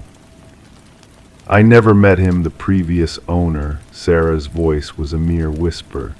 The neighbors said he kept to himself. I thought that basement was sealed off long ago. That's what the inspection report claimed. Crime scene investigators arrived, their footsteps echoing on the wooden floors as they set to work documenting every detail of the hidden chamber. Forensic experts combed through the space, unearthing a plethora of fingerprints all belonging to Walter Green. But what unnerved them most was the timeline that emerged, painting a picture of obsession that spanned years. He was watching you long before we even knew his name, the department psychologist mused during a debriefing. This was no passing infatuation. This was a meticulously crafted fixation. Detective Reed's inquiry took a chilling turn when she interviewed Walter's former co-worker, a man who seemed haunted by guilt as he revealed fragments of Walter's obsession with Sarah. A key found in a long-forgotten locker led to a storage unit, unveiling a replica of Sarah's former life, a twisted shrine to a love that existed only in Walter's fractured mind. The investigation delved into Walter's troubled past, unearthing a history of delusion and fixation that had simmered beneath the surface for decades. His death had cut short a plan that could have ended in tragedy, a plan to make Sarah his own by any means necessary. As Sarah stood in the echo of her violated sanctuary, she made the decision to leave, to sever ties with a home tainted by the specter of a man consumed by his own twisted desires. Detective Reed watched over her from afar, a silent guardian against the shadows that lingered. The cottage passed into new hands, its secrets buried beneath fresh layers of paint and new memories. Life moved on, but for those who knew the truth, the tale of the hidden room beneath the floor remained a haunting reminder of the darkness that can lurk just out of sight, of the monsters who walk among us, unseen until it's almost too late. Story 19. The motel stood as a relic of bygone days, a place where transient souls sought respite in the shadows of forgotten memories. The key the clerk slid across the counter held a weight of unspoken warnings, a silent plea to heed the unseen dangers that lurked within. Just avoid the last door on the left, his voice barely above a whisper, a cryptic message that stirred a dormant curiosity in her soul. That night, bathed in the flickering glow of dim hallway lights, she found herself drawn to the forbidden door. Its surface was unremarkable, blending seamlessly with its companions, yet an inexplicable chill traveled up her arm as she reached for the icy handle. Pressing her ear against the wood, she heard a faint whisper, a rustling of secrets that beckoned from the other side. Detective Morgan Reed's weary eyes bore witness to the aftermath of tragedy as she crossed the threshold marked by yellow tape, a barrier between the mundane world and the realm of nightmares. The scent of copper tainted the air, a metallic reminder of life extinguished too soon. In that room, pristine in its disarray, a young woman lay motionless, her gaze fixed upon unseen horrors, a silent witness to the cruelty of fate. Silhouetted against the stark reality of death, Reed knelt beside the fallen figure, her mind a canvas painted with questions without answers. The forensic technician's voice cut through the silence, a monotone recitation of details that etched themselves into her memory. Another victim, another life claimed by the shadows that danced in the corners of forgotten motels. The pieces of the puzzle began to take shape, each revelation a step closer to unraveling the enigma that shrouded the killer's identity. The victim's elegance clashed with the squalor of her surroundings, a stark reminder of the duality of human nature. As Reed delved deeper into the darkness, a pattern emerged, a thread connecting the victims in a web of tragedy. In the heart of the investigation, a name whispered in hushed tones led Reed down a labyrinth of deceit and betrayal.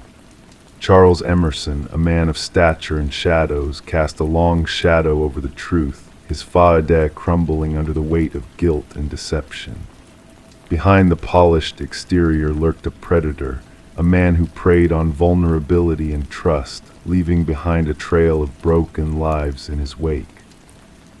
The courtroom became a stage for justice, a theater of shadows where the echoes of a shattered illusion reverberated through the silent chambers.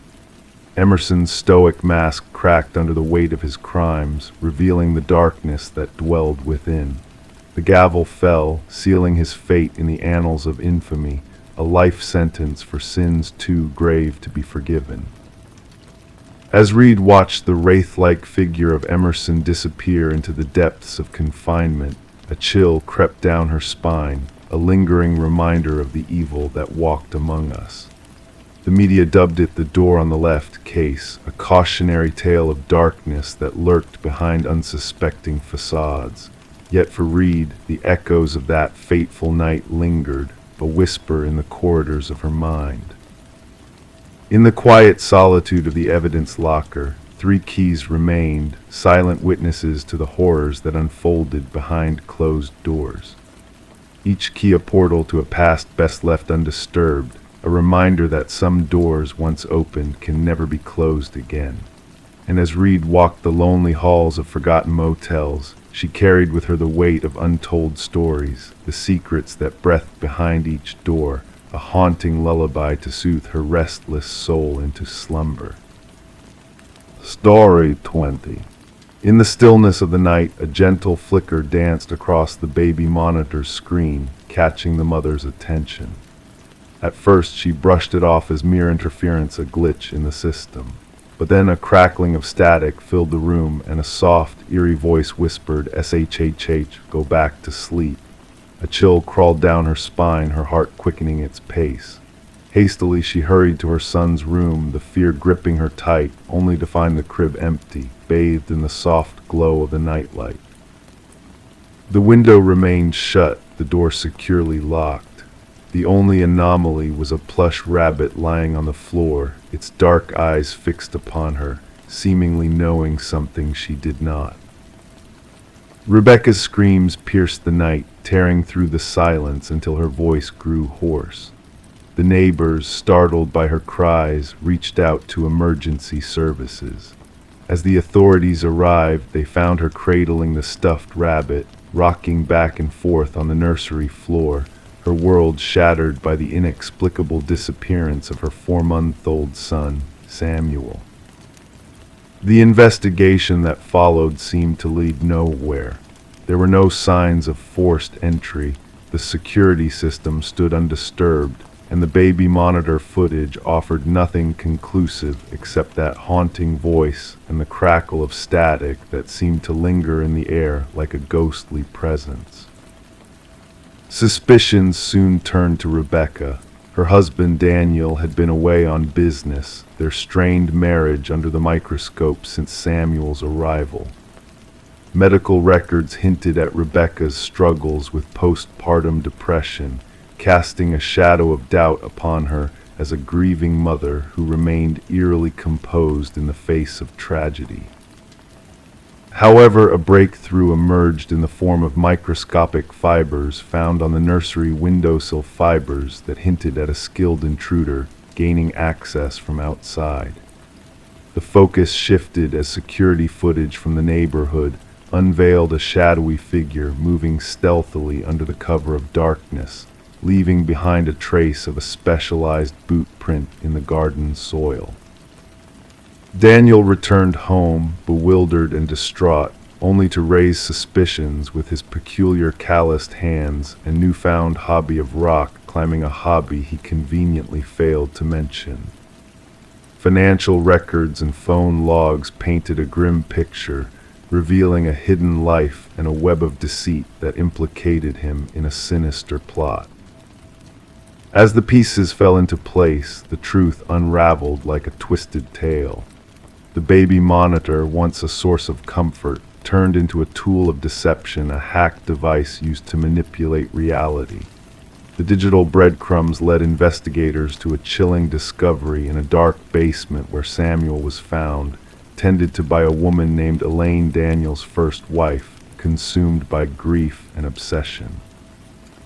The trial echoed with the echoes of betrayal and deceit. Enhanced audio from the baby monitor played in the courtroom, unraveling a web of lies. Whispers in the night revealed a conspiracy born of loss and greed, with Daniel's cough serving as the damning echo of his guilt. In the end, justice prevailed, but the scars of that fateful night lingered. Rebecca and Samuel sought solace in a new beginning, far from the shadows of the past. The baby monitor, a silent witness to the truth, remained locked away, a reminder of a darkness that once crept unseen through the night. And as Samuel grew, unaware of the secrets that had shaped his infancy, Rebecca held onto the stuffed rabbit, its glassy eyes a silent testament to the horrors that lurked beyond the veil of the night. The monitor may not have spoken lies, but it whispered truths that shattered the illusion of safety and innocence, forever changing the lives it once sought to protect. Story 21. The ancient apartment held secrets in its walls, pipes that murmured, floorboards that whispered, but the new resident sensed a difference in the sounds she heard. The footsteps, too rhythmic, too purposeful. They echoed from above, deliberate and slow, yet she dwelled on the top floor. One evening she summoned the courage to tap the ceiling with a broomstick. The sound ceased. Silence enveloped the room.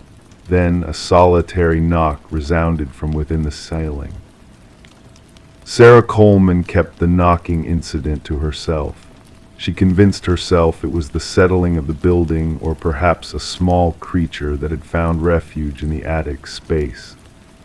As the footsteps persisted each night, she adjusted, raising the volume of her television, wearing headphones to bed, anything to drown out the methodical footfalls that traversed her ceiling in the darkness. Detective Morris caught wind of the apartment's peculiar tale when a maintenance worker stumbled upon a concealed crawlspace during routine repairs. The worker had uncovered a narrow passage behind a section of drywall in the hallway outside Sarah's unit while fixing a water leak. Upon shining his flashlight into the space, he unveiled a makeshift living area, discarded food wrappers, empty water bottles, a stained blanket, and a small notebook. The building superintendent promptly contacted the authorities. Detective Morris, accompanied by Detective Rivera, found the maintenance worker pale and trembling. "Someone has been dwelling in the walls," he repeated. "Someone has been watching."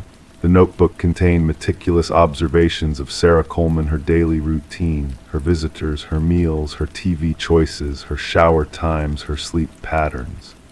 The writing began orderly but devolved into chaos on the final pages, with strange symbols adorning the margins. "The subject no longer acknowledges my presence," the last entry read. "She has chosen to ignore me. No one ignores me." Forensic teams scoured the crawlspace, uncovering fingerprints untraceable in any database. They unearthed a labyrinth of passages within the building's walls and ceilings, some dating back decades based on structural analysis. The passages linked to 5 different apartments, terminating in hidden vantage points, tiny apertures camouflaged as fixtures or minor damages in only one, Sarah Coleman's. Current residents were interviewed, reporting nothing beyond the usual apartment noises. However, former tenants painted a different picture. 3 previous inhabitants of Sarah's unit spoke of feeling watched or hearing unexplained movements. 1 resident had vacated after a mere 2 weeks. None had shared their encounters, fearing they'd be labeled paranoid. The case took a turn when forensics detected minuscule blood spatter in one of the crawl spaces. DNA testing tied it to Martin Weaver, a former resident who had vanished mysteriously 4 years prior. His disappearance had led to a cold case after his family filed a missing persons report. Martin had lived directly beneath Sarah's apartment. Detective Morris revisited Martin's disappearance. Neighbors recounted Martin's complaints about noises from the unit above his.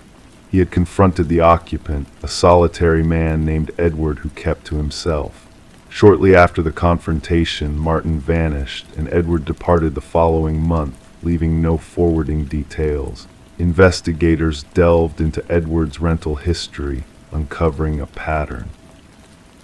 He had resided in 6 different apartment buildings over 2 decades, consistently selecting top-floor units, forming few social bonds, and vanishing without notice. A neighbor from his 3rd residence described him as intense and recalled his constant grievances about the need for silence. Property records revealed that Edward had bought secluded rural land.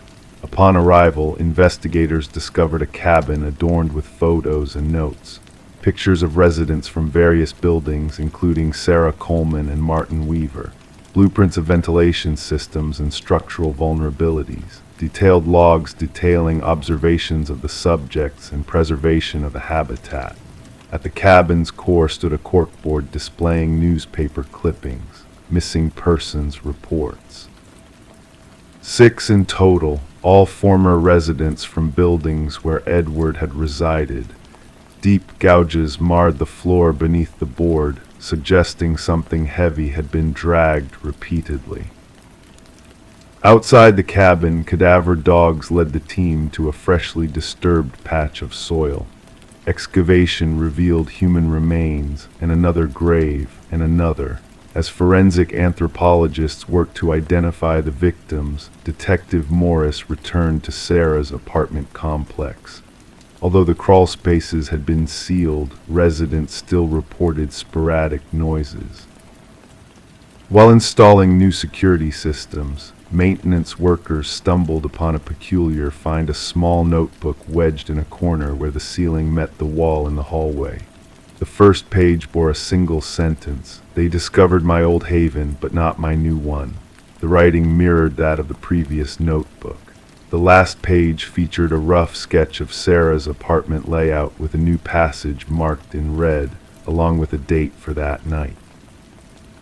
Officers hurried to evacuate Sarah, only to find her unit deserted.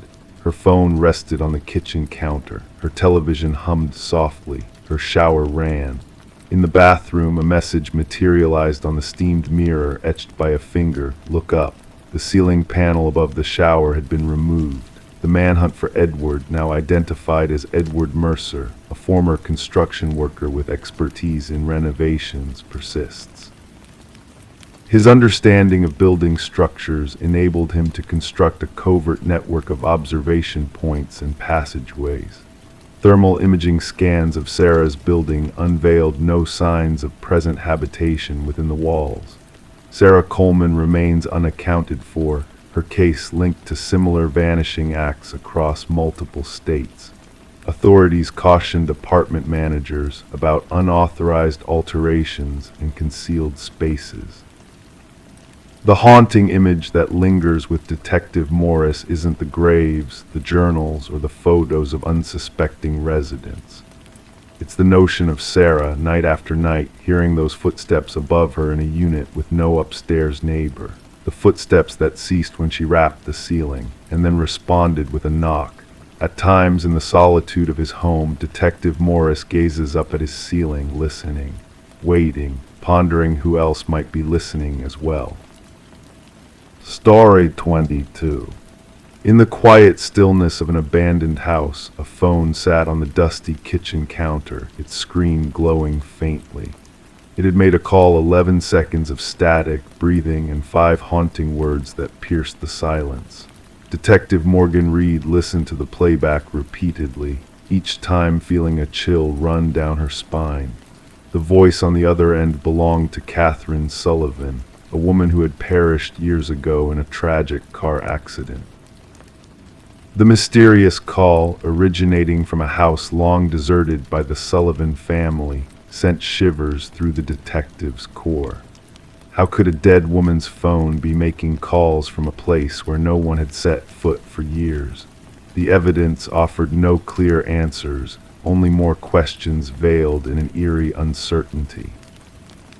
As Detective Reed delved deeper into the case alongside her partner, Detective Walsh, they uncovered a journal belonging to Catherine Sullivan. Within its pages lay a chilling narrative of a once-loving relationship turned toxic, of fear and desperation that had been hidden beneath a facade of normalcy. The truth began to unravel as the investigation led them to revisit the circumstances of Catherine's untimely demise. Mark Jennings, Catherine's former boyfriend, had been the initial suspect, his alibi crumbling under scrutiny as new evidence came to light. The buried phone, the deleted texts, the sinister shrine in Mark's apartment all pointed to a meticulously planned facade of innocence. Mark's twisted game of deception had spanned years, his manipulation extending beyond Catherine to other unsuspecting victims. But justice, though delayed, eventually caught up with him. His conviction for first-degree murder brought a sense of closure to Catherine's family, a vindication of the voice that had spoken from beyond the grave. The phone from the abandoned house, now a relic of a dark chapter in the past, remained silent in the evidence locker. Yet whispers of its phantom ring echoed through the halls, a reminder of the resilience of those who refuse to be silenced, even in death. Catherine's story, not as a ghostly tale but as a testament to courage and perseverance, lingered in the hearts of those who had sought the truth and found justice in the end.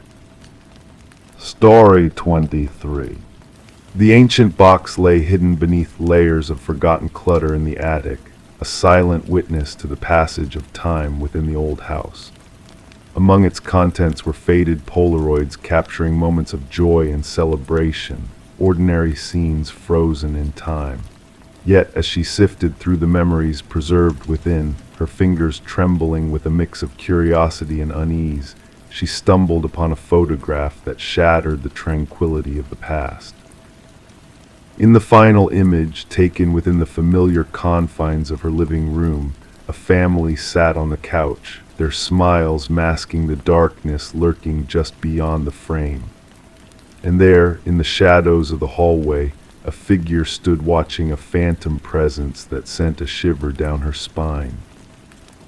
Descending the creaking staircase, she carried the haunting photograph to the harsh light of the kitchen, where the unsettling familiarity of her surroundings collided with the strangers captured in the picture. The detective, clad in a weathered leather jacket, arrived to unravel the mystery veiled within the photograph, his gaze sharp and unwavering as he delved into the secrets hidden within the image. As the investigation unfolded, a pattern emerged, a pattern of families who had inhabited the house before her, only to vanish without a trace after a year of residence. Each family, a chapter in a chilling saga of disappearances that stretched back through the years, leaving behind unanswered questions and silent echoes. Forensic analysis unveiled unsettling details: the spectral figure captured in the photograph, a spectral sentinel haunting the shadows, a presence that defied explanation. And as the search deepened, the past of the house unfurled like a dark tapestry, revealing a tale of loss and enigma woven into its very foundations. Beneath the concrete floor of the basement, the truth lay buried, a macabre tableau of preserved families, each frozen in time, their fate sealed within the walls of the house. And among their belongings, a camera held the key to unlocking the sinister legacy that had unfolded within those walls. The house, now a crypt of secrets and shadows, stood as a silent sentinel to the horrors that had transpired within its confines. And as the investigation spiraled into the unknown, the specter of Samuel Whitfield loomed large, a phantom from the past, a ghostly architect of unspeakable deeds. As she sought refuge in the safety of a hotel room, the specter of the past reached out once more, a chilling reminder that the shadows of the house still held sway over her life. And in the darkness, new photographs developed, capturing the unfolding drama of lives intertwined with the enigmatic figure that lurked within the house's haunted halls. The truth remained elusive, a mystery that defied closure as the house stood silent and brooding, its secrets buried deep within its walls. And in the stillness of the night, the whispers of the past echoed through the empty rooms, a reminder that some mysteries were destined to remain unsolved, their enigmas lost to the passage of time. Story 24. She entered through the front door, stirring up dust in the stagnant air. The house had stood abandoned for years, its walls shedding paint, its furniture cloaked in white sheets. Her exploration felt like venturing into a frozen slice of time, except for one peculiar detail. The doors, each one beckoned her back to the same room.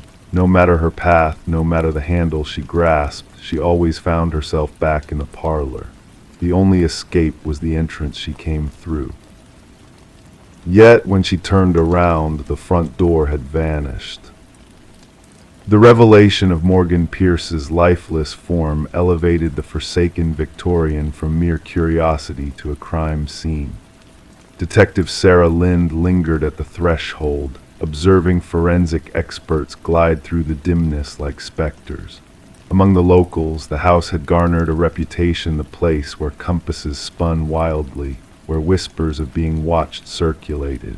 Now it held secrets far weightier than mere folklore. The initial assessment suggests she passed approximately 3 days ago, murmured the medical examiner, his voice a mere breath. The cause of death seems to be asphyxiation. Morgan had been discovered seated in an antique chair in the parlor, her posture serene, hands folded in repose. No signs of struggle, no marks of defense. The scene exuded a haunting stillness that even seasoned investigators found disquieting. "Who stumbled upon the body?" Lind inquired, scanning her notes. "A real estate agent showing the property to potential buyers," her partner replied. They entered, glimpsed her seated there, mistaking her for a trespasser until they drew closer. Since the passing of its previous owner, Eleanor Blackwood, nearly 5 years back, the house had remained uninhabited. Legal disputes had left the property in a state of limbo, unwanted, unsold, and mostly forgotten save for vandals and thrill seekers. Morgan Pierce, a 26-year-old graduate student delving into architectural anomalies for her thesis, was described by friends as methodical, driven, and captivated by spaces that defied traditional norms. The abandoned Victorian, with its reputation for disorienting visitors, would have beckoned irresistibly to her. Her roommate reported her missing 2 days prior, Lind remarked. Morgan had mentioned visiting the house where people get lost for her research. Further investigation unveiled that Morgan had frequented the house in the weeks leading to her demise. Entries in her journal chronicled peculiar acoustic phenomena, sudden chills, and doors seemingly leading to different chambers each time she ventured through. In her final notation, she spoke of bringing specialized equipment to document what she termed spatial anomalies. Yet, this equipment remained elusive. The post-mortem examination unveiled an unforeseen detail: minute traces of a rare alkaloid in Morgan's system, derived from a plant used in certain shamanic practices. While the substance was known to induce disorientation and vivid hallucinations, the levels found were insufficient to be fatal. She wasn't one to dabble in recreational substances, her boyfriend asserted during interrogation. Morgan was meticulous in her research methods. She wouldn't have jeopardized her perception intentionally. Through digital forensics, fragments of deleted messages from Morgan's phone surfaced. Conversations with an individual who shared her fascination with the house, someone claiming to comprehend its enigmas. The exchanges grew progressively intimate and cryptic. "The house retains the memories of what occurred within its walls," one message conveyed. "It yearns for someone to unravel its truths." The investigation led Lind and her team to Adam Reeves, an architectural historian who had corresponded with Morgan. His expertise in rare spatial phenomena had captivated her interest, evolving their professional rapport into a more personal connection. When questioned, Reeves appeared genuinely shattered by her demise. "The house possesses a reputation," he explained. "The original architect wove optical illusions and false perspectives into its design, intending to bewilder and disorient. Morgan believed there was a deeper layer to it, something transcending mere tricks of construction." However, Reeves possessed a solid alibi for the estimated time of Morgan's passing. Surveillance footage depicted him delivering a lecture at a university symposium, located hours away. A breakthrough emerged from an unexpected source: Eleanor Blackwood's grandson, presently residing abroad. Upon being contacted by the investigators, he unveiled a family secret shrouded for generations. "My grandmother wasn't the sole Blackwood to perish within that house," he disclosed. "There were others, always found in the parlor, always appearing serene. The family dubbed it the claiming." He furnished the detectives with journals spanning decades, chronicling deaths initially attributed to heart failure or stroke. The pattern was unmistakable: individuals who spent considerable time within the house ultimately succumbed to what the family euphemistically termed the influence. A secondary sweep of the property unearthed a concealed compartment behind the parlor's hearth. Within, investigators unearthed Morgan's missing equipment and an additional discovery: an alcove harboring artifacts from various indigenous cultures, arranged meticulously in a geometric formation. Nestled at the center rested a carved figurine, its features smoothed by generations of handling. Analysis identified the sculpture as depicting a deity associated with liminal spaces, thresholds between realms. Traces of the alkaloid found in Morgan's system were detected on the artifacts. The case took a fresh twist when dust-pattern forensics within the house hinted at another presence during Morgan's demise. Partial fingerprints, incongruent with Morgan's or any recognized visitors, were lifted from doorknobs throughout the residence. 3 weeks into the investigation, Adam Reeves was discovered lifeless in his abode. Mirroring Morgan, he was seated facing the entrance, countenance tranquil, with identical alkaloid traces in his system. Clutched in his hand was a key that matched no lock within his apartment, but slotted flawlessly into the concealed compartment in the Victorian. In his final missive, sent to himself as though preserving a testament, Reeves inscribed, "The house doesn't ensnare you physically, it ensnares your perception."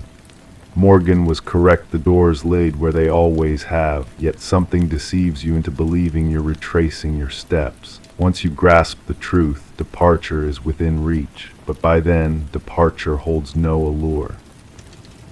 The case lingers open, designated as suspicious deaths under scrutiny. The Victorian has since been condemned, access cordoned off by authorities.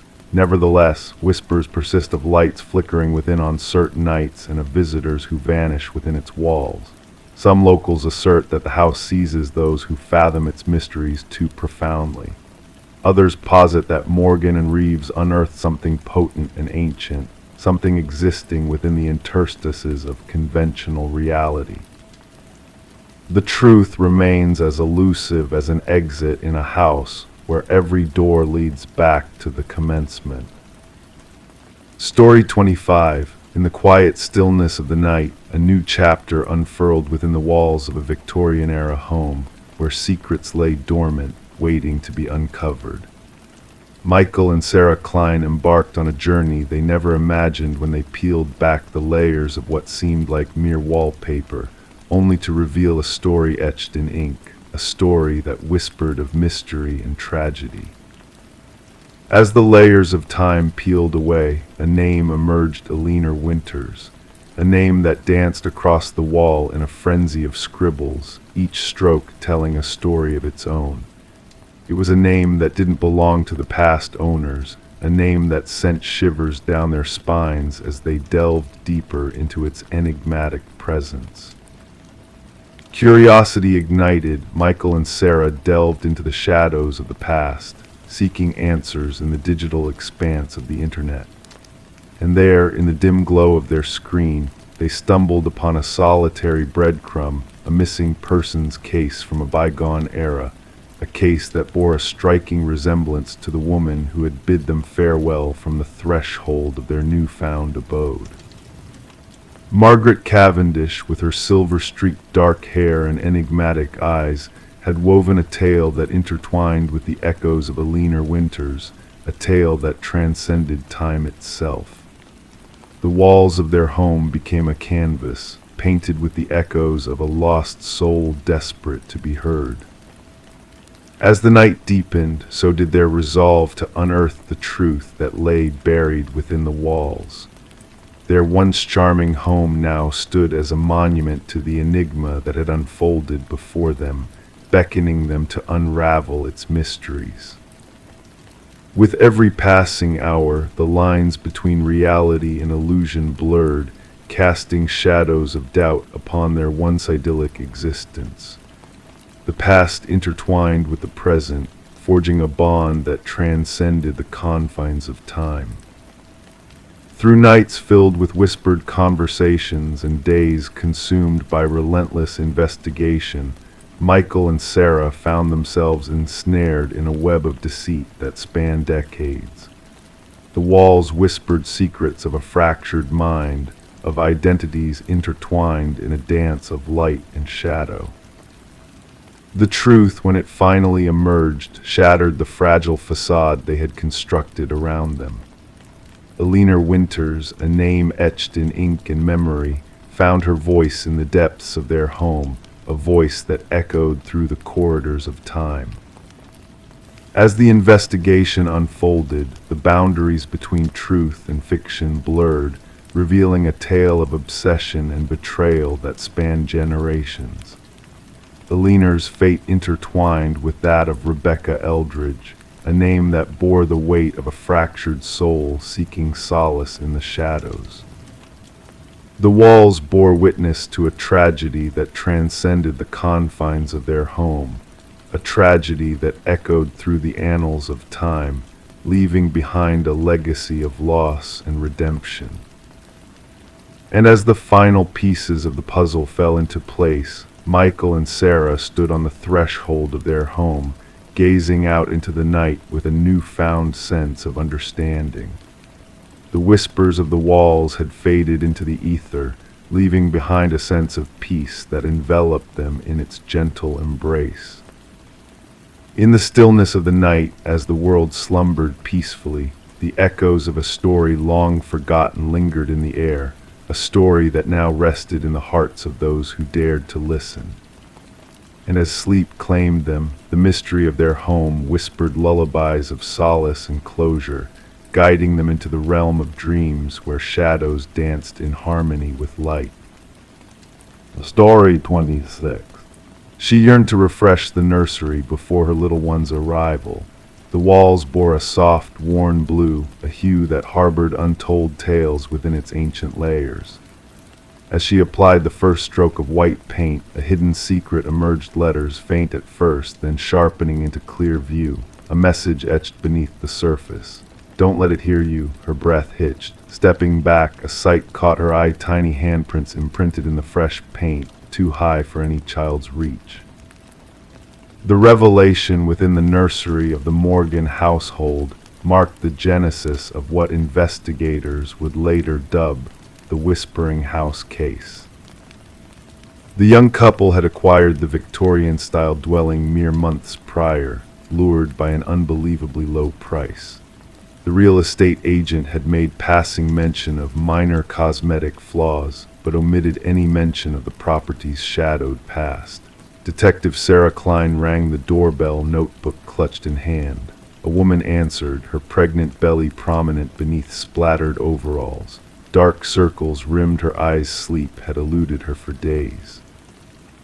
The detective observed the woman's trembling hands as she recounted the discovery of the message and handprints. The previous owners vanished suddenly, the woman revealed. Neighbors claimed they departed in the dead of night, no moving van, just essentials hastily packed into their car. The detective traversed the historical abode, the floors groaning beneath her weight. Pausing in the nursery, she inspected the partially painted wall. The message lingered where the fresh paint had been abandoned. Beside it, 5 small handprints pressed into the wet paint, positioned at an adult's height. Back at the precinct, Detective Klein delved into records on the property. The house had exchanged hands 8 times in 3 decades, an unusually high turnover rate. Each family had stayed no more than 2 years. More disconcerting were the child welfare reports linked to 3 of those families. Children speaking of whispers from the walls and of being watched while asleep. The detective delved deeper, unearthing construction records and historical documents. The house had once been owned by Eleanor Blackwood, a wealthy widow without children who had run a small orphanage from the premises in the early industrial era. Newspaper clippings referenced 5 missing children from her care. Authorities of the time suspected they had fled, a common occurrence for orphans in that era. When Eleanor passed, renovators exploring the house discovered a sealed chamber behind the nursery wall. Inside lay children's belongings, tiny shoes, toys, and clothes, but no remains. The case grew cold, lost in dusty archives. Detective Klein interviewed former occupants, weaving together a chilling narrative. Each family with children recounted peculiar incidents, toys rearranged overnight, childish laughter echoing through empty corridors, and crayon drawings appearing on walls.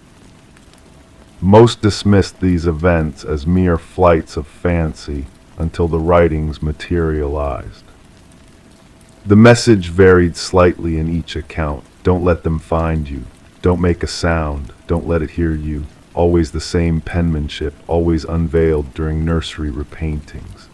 A forensic linguist analyzed photographs of the script, confirming it matched samples from Eleanor Blackwood's journals. More unnerving were the handprints, uniform in size and placement over the decades, despite different children inhabiting the home. The investigation took a macabre turn when the detective persuaded the current owners to permit ground-penetrating radar in the basement. The technician flagged anomalies in the readings, 5 distinct shapes below the concrete floor, each akin to a child's size. Laborers shattered the concrete, revealing a grisly truth. 5 small sets of remains arranged in a circle. Forensic analysis indicated the children perished during Eleanor's ownership of the house.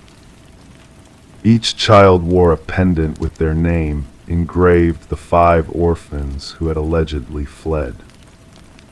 The detective ordered luminol sprayed throughout the nursery. In the darkness, handprints glowed on every wall beneath layers of paint, invisible to the naked eye. Hundreds of them at varying heights, as if the children had striven to escape. Eleanor's journals, unearthed from county archives, unveiled her warped rationale. She believed orphaned children harbored unique spiritual energy. By confining them in the hidden chamber, she aimed to harness their vitality to elongate her own life. The children had etched their warnings into the wall with nails and bits of metal, hoping future residents would uncover their fate. The case concluded with the dignified burial of the 5 victims. Their names were finally inscribed not as fugitives, but as murder victims. The house remained vacated thereafter, the expectant couple refusing to return even for their possessions. Detective Klein submitted her final report, enclosing photographs of the luminol illuminated handprints and the message beneath the paint. She noted that while justice had been served for the original victims, an inexplicable presence lingered in that house, something that persisted in reaching out through layers of paint and time. Nursery walls were raised during remediation, yet laborers attested to hearing children's whispers within the debris. Each shunned returning after their shifts concluded. The house was ultimately condemned, another cold case in the dusty archives, a concrete resolution but spiritual queries that would forever remain unanswered. The detective retained one photo from the case, 5 luminol handprints aglow in the darkness, a haunting memento that some crimes leave imprints that no fresh paint can conceal. Story 27. In the heart of the city, there was a quaint coffee shop that held secrets beyond the steam rising from its cups. A man, a stranger to all yet a familiar presence, had made this place his sanctuary for years. His routine was as consistent as the morning sun, same table, same order, same contemplative silence. The barista recognized his face, a face that bore no name to the regular patrons.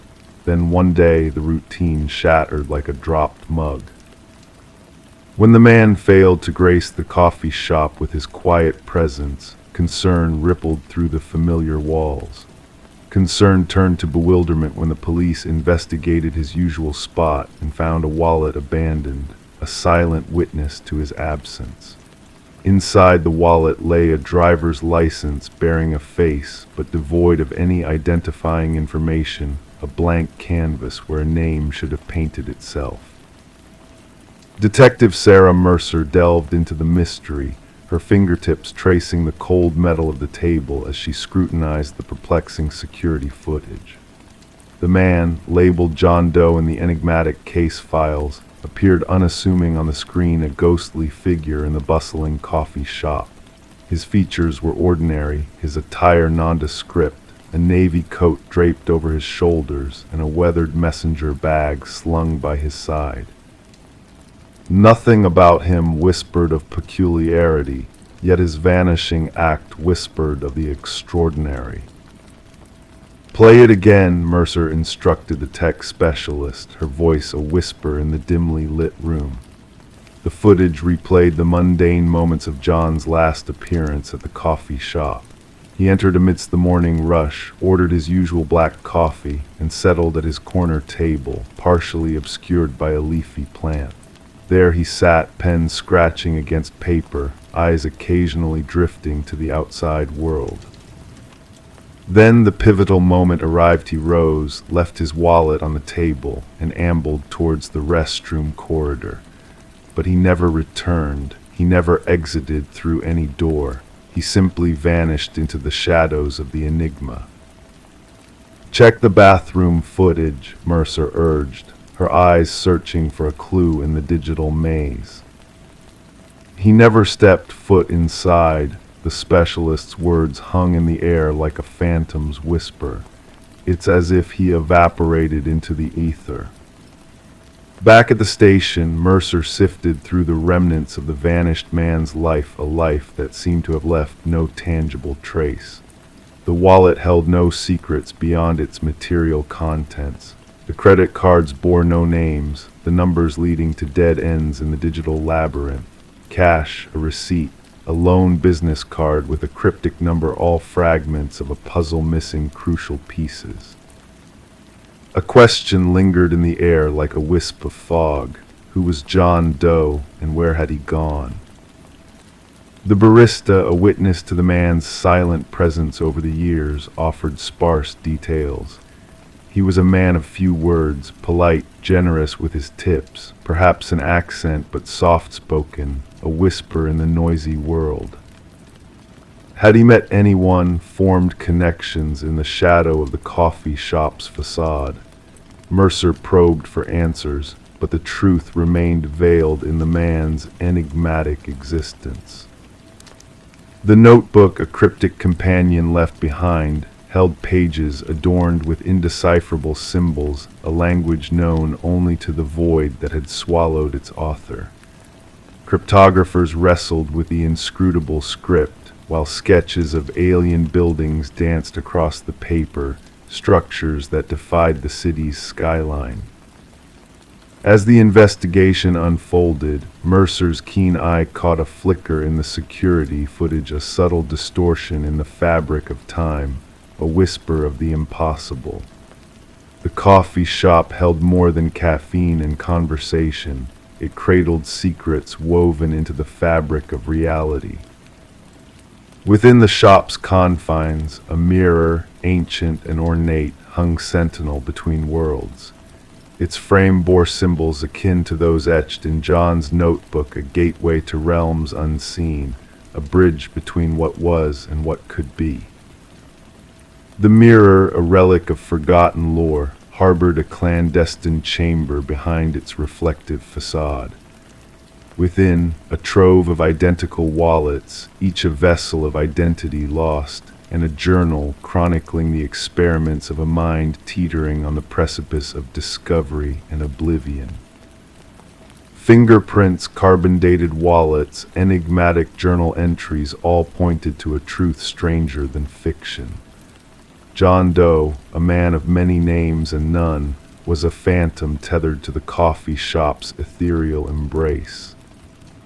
As Mercer pieced together the fragments of a shattered reality, whispers of the man's past echoed through the coffee-scented air. Margaret Keller, a voice from the shadows of classified projects and government secrets, shed light on the enigma. Daniel Weston, a theoretical savant lost to the annals of time, had dared to breach the boundaries of existence itself. Reality, a fragile veil stretched taut over the abyss, trembled at the touch of Weston's experiments. Quantum mirrors, windows to parallel dimensions, beckoned from the shadows of possibility. Mercer's world expanded, her perceptions shifting like grains of sand in an eternal hourglass. The coffee shop, a convergence of timelines, stood atop a nexus of diverging paths. Weston's legacy intertwined with the bricks and mortar of the building, his presence a haunting melody in the symphony of the unknown. And then in the quiet of a moonlit night, Mercer glimpsed the truth reflected in shattered glass. Two versions of the same man, one watched a duality transcending the boundaries of mortal understanding. The mirror shattered, reality fractured, and a final missive etched in spectral ink marked the end of an experiment that defied reason. The window closed, the curtain fell, and the man who didn't exist slipped into the shadows of myth and memory. The coffee shop, a silent witness to the enigma, closed its doors, its secrets buried beneath the rubble of progress. Daniel Weston, a ghost of science and speculation, faded into the mists of obscurity, leaving behind only whispers in the wind. Detective Mercer, haunted by the echoes of a reality unbound, retreated into the solace of her thoughts, a notebook mirroring Weston's legacy in every ink-stained page. The fragments of a mirror adorned her wall, its surface a portal to worlds unseen, its ripples a reminder of the mysteries that linger just beyond the edge of perception. And so, the tale of the man who slipped through the cracks of reality, a phantom in the city's tapestry, remained a riddle without an answer, a dream without a waking moment. The echoes of his existence whispered through the empty streets, a melody of uncertainty that resonated in the hearts of those who dared to ponder the enigma of the man who didn't exist.